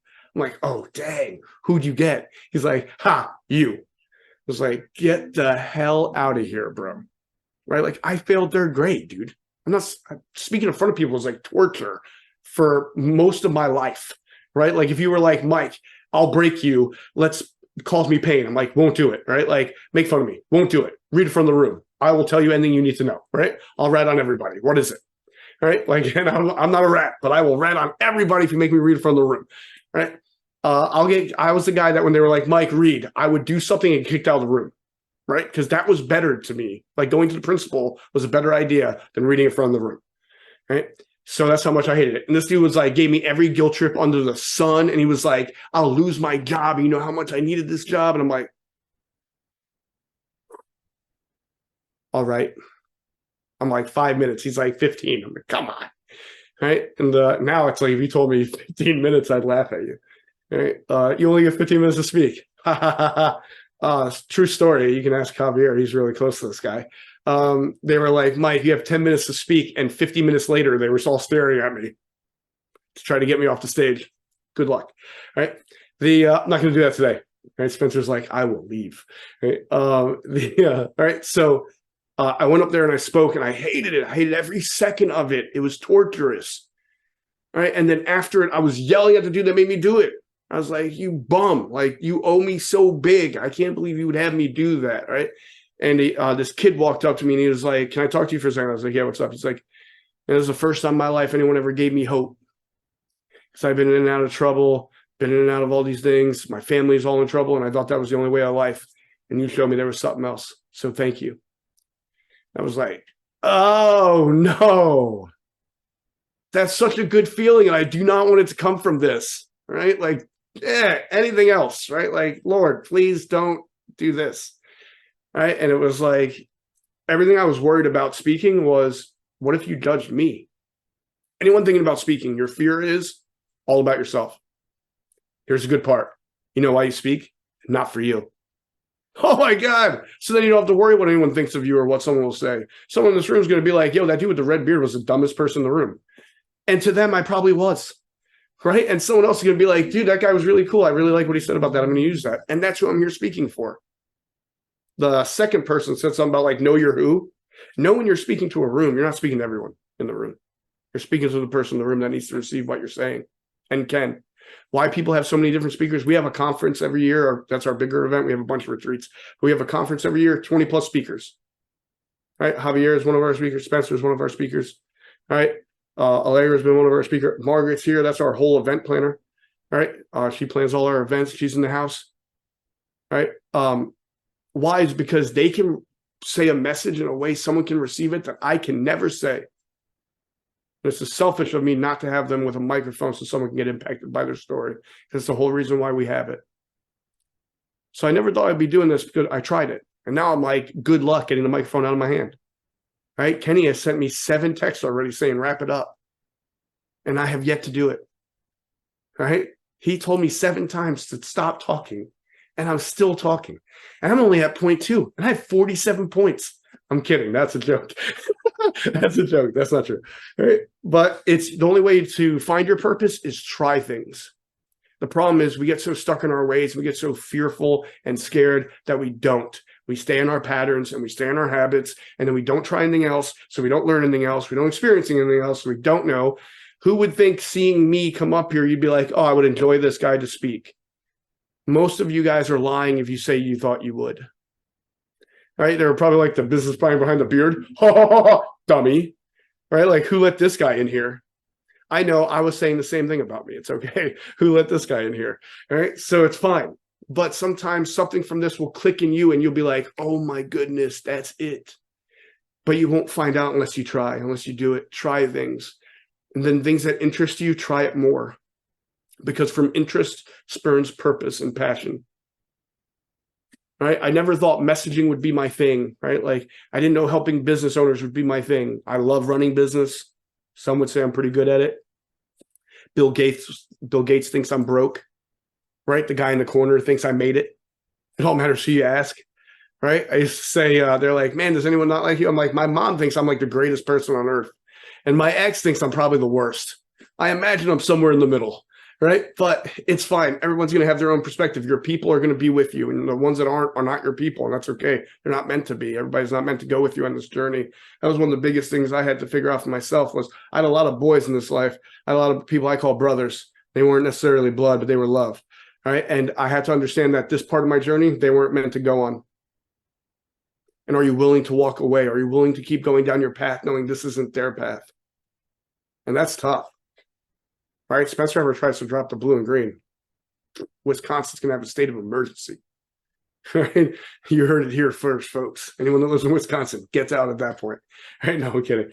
It's like, but I also have to understand, like, and one of the hardest things is when we get them to that point where it's ready to move on. I got to be like, bet it's time, right? Like, you got to go. It's always better when they cross the 7-figure line than before, and we figure out it's just not for you, right? Like, I don't like you, kind of thing. I've never done that. I'm kidding. They'll tell you I'm lying now. I've done that numerous times, right? The other thing is clarity. Here's the deal. If you don't start walking, you'll never get clarity. You can't see that image that's far away clearly right now because you're not close enough to it. You got to walk. That takes steps, right? Clarity is key. Also, when you're talking about manifestation, creating the life you want, clarity is key. Don't just be like, I want to be, someone said this earlier, I need to get wealthier. I need to get richer. Like, I need to get more money. Here's the problem. You say that, you find a dime on the sidewalk, you have more money. Congratulations. You have just manifested a dime. Get really clear on your manifestation. Be detailed. I want this kind of money. I want this in my bank account. I want this kind of investments. I loved earlier when Stephen was like, hey, I want 2 flips this year. I was like, yes, perfect, right? Detailed, 2 flips. Now I would say further, 2 flips for how much profit, right? How much spent on the front end, how much work to go into, right? Like, be detailed about the life you want. Be detailed about the things you want in your life. Be detailed about what kind of relationship you want. I want a partner. You know how many people have really bad partners? Like, don't just say, I want a partner. You might get one, right? What kind of partner do you want? What kind of relationships do you want? The more detailed you are, the more likely you are to find that thing, right? Like, I'm so detailed now about what I'm bringing into my life, manifestation, whatever you want to call it. I'm so detailed about that thing. People are like, is that the car? Like, no, it has a red speck on the rim. That's not the kind of car I want. They're like, what? Right? I'm like, yeah, man, I know exactly. Like, I know to a fine-tuned detail. That's not it, but it's close. Right? That's a nice second. Right? So be detailed. And then when you get this detailed and we create these things in our head and we see these visions, and everyone in here has dreams and goals, you want to admit it or not, you can. That's not my problem. That's everybody else's. Right? One of the biggest things we don't have is the courage to go for it. The courage to go live your life. All right? The courage to take the stand on what you believe in. The courage to say, this is who I am, or this is what I'm about, or this is my identity. Right? Labels are easy. Everybody else gives them to us. Identities is hard. We pick them.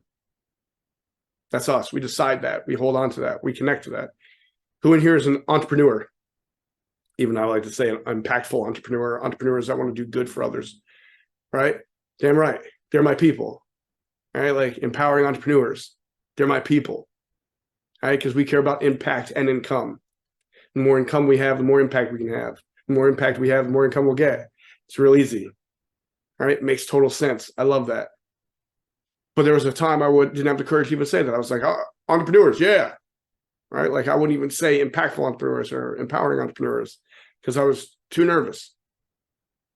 All right? And they said, we bought a zoo. They said 20 seconds of courage can change your life. Have the courage to go for your things. Have the courage to take the steps. Have the courage to say it. One of the things I can't stand in this world is people are like, don't say it out loud. Haters going to hate. Right? Right? Haters going to hate anyway.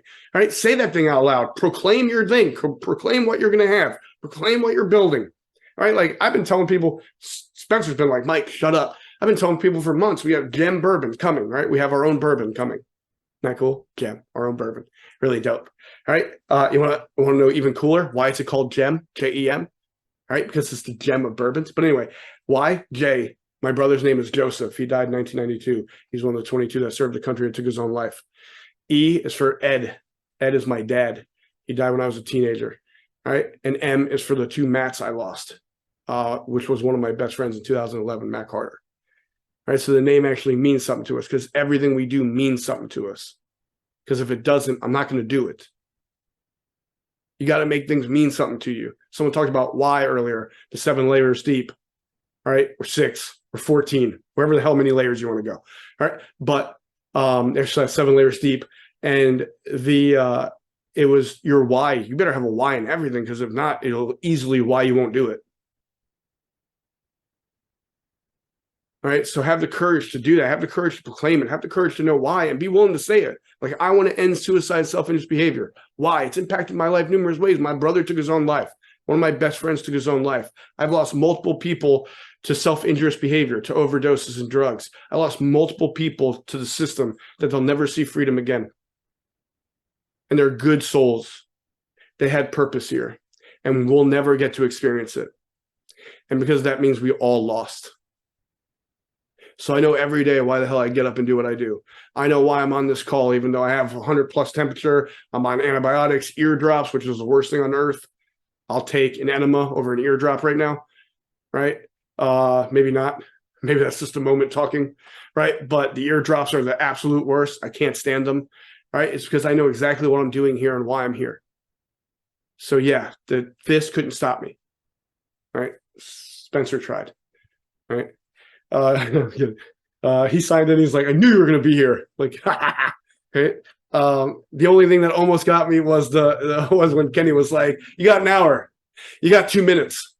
I'm like, "Oh no, I didn't take the meds yet because I was trying to take them close to time so I would be better." So I was like downing all different types of meds, trying to be like, get through this 30 minutes without coughing, right? Without having a cough attack. So far, I'm good. One of the last things I want to say is take action. Take action every day, creating the life you want, homing in on the life you want, the person you want to be, the relationships you want, the wealth you want, the health you want, your mission, your mindset, your purpose. Eardrops aren't bad. Eardrops are horrible. I don't know what kind of eardrops you got. I got horrible eardrops. I do not like liquid seeping into my ear. What? Right? Like, that's not a turn on to me. Anyone that ever wants to try, do not put liquid in my ear. Ugh. Don't do it. All right? I'll take one ear being closed. I was born deaf. I don't give a damn. All right?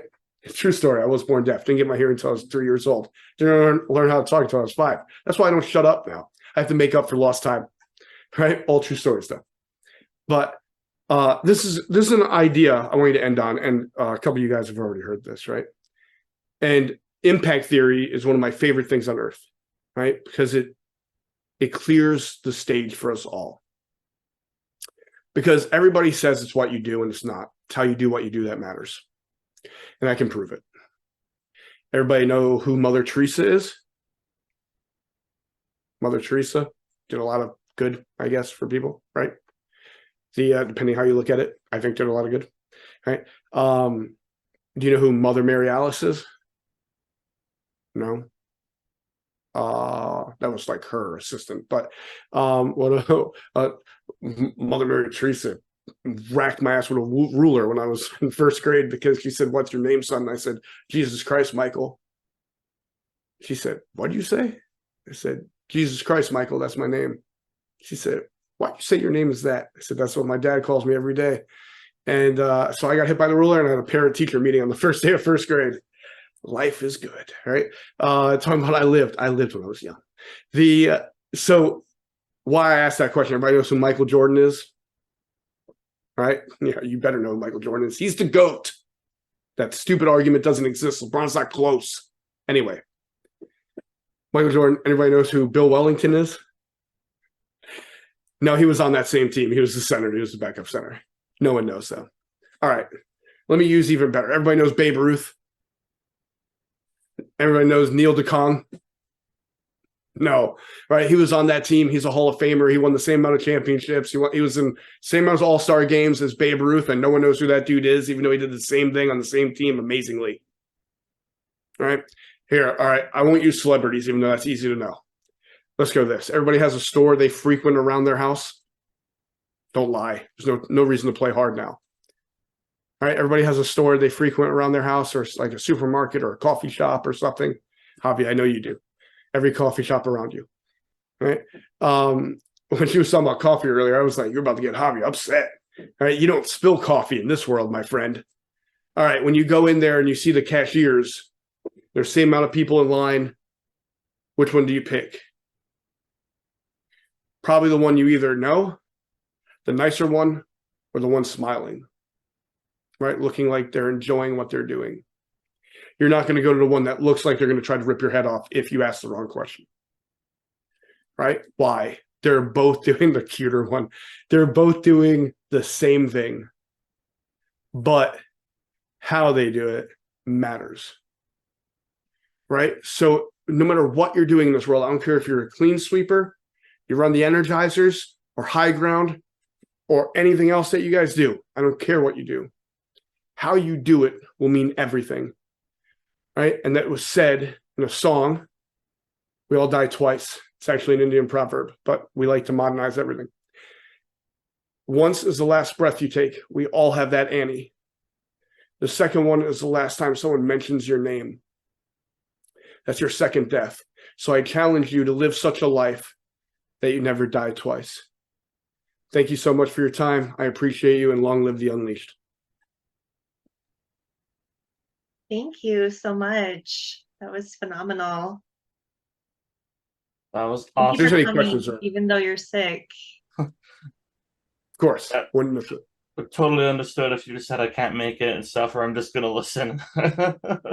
And and thank you for being flexible. Everyone has been, so thank you so much for that, and and the energy you brought, of course, and I had some of those same things you were talking about. As, oh crap, Michael's listening to me. What's Michael gonna say about what I hear? He's gonna be like, oh, okay, and he doesn't know what he's talking about. Get him off the stage already. And and so much value as everybody's brought. So thank you for that. Let me see here. Does anyone have any questions for any of the speakers so far? Any other questions for anyone at this point? Perfect. And I will put all the info, and Michael, please make sure you drop your website contact info so people can reach out to you if they want. But again, thank you so much for being here. We will move on to our final speaker, Melinda, whose passion in life is helping others dream. Excuse me. Passion in life is helping others. Her dream is to help one person at a time find the dreams they have lost, then learn to dream bigger and make those dreams come true. She is a co-creator of Dare to Dream Big. This wouldn't be possible without her. As a profession, Melinda is a realtor, where she loves to be able to serve and make new relationships with people everywhere and make their dreams come true by buying and selling homes. Her life would not be complete without God. He is the center of her life, and she would not be where she is today without him. And right off the bat, 100%, God, higher power, whatever you want to call it, is the center of this. This is his doing. We're just the mouthpieces. So, Melinda, take it away. It's really not anything big to say other than this really all started with me believing that it's all scripture in this, like, we're told to ask and we will receive. And when we put that out into the universe, that when we are manifesting, I liked what was said, that we all have our individual way of doing this. There's not just one way of making manifestation, but our universal or God or whatever, he wants us to use our imagination. He doesn't want us to just have this cookie cutter life. He doesn't want us to just wake up every day and have this idea of just paying our bills and, having this idea that this is all there is. And that's why Dare to Dream Big is a huge thing, is that we want to teach people that there's more to life than that you really can get more out of life, that, like she said, if it's already been done, it can be done for you and so much more. I really just want to end with gratitude. And if there's not a show of gratitude to the universe, mine is my God. If I'm not showing gratitude of everything that I'm receiving, there's really no reason for him to want to give me more. So the more that you do show gratitude, the more that he wants to bless you, or she wants to bless you, or whatever. So the more that we show gratitude, the more that will come into your life. So I really think that that's the end. Kenny, if you all want to unmute, we are going to say something. If you all want to unmute and say with us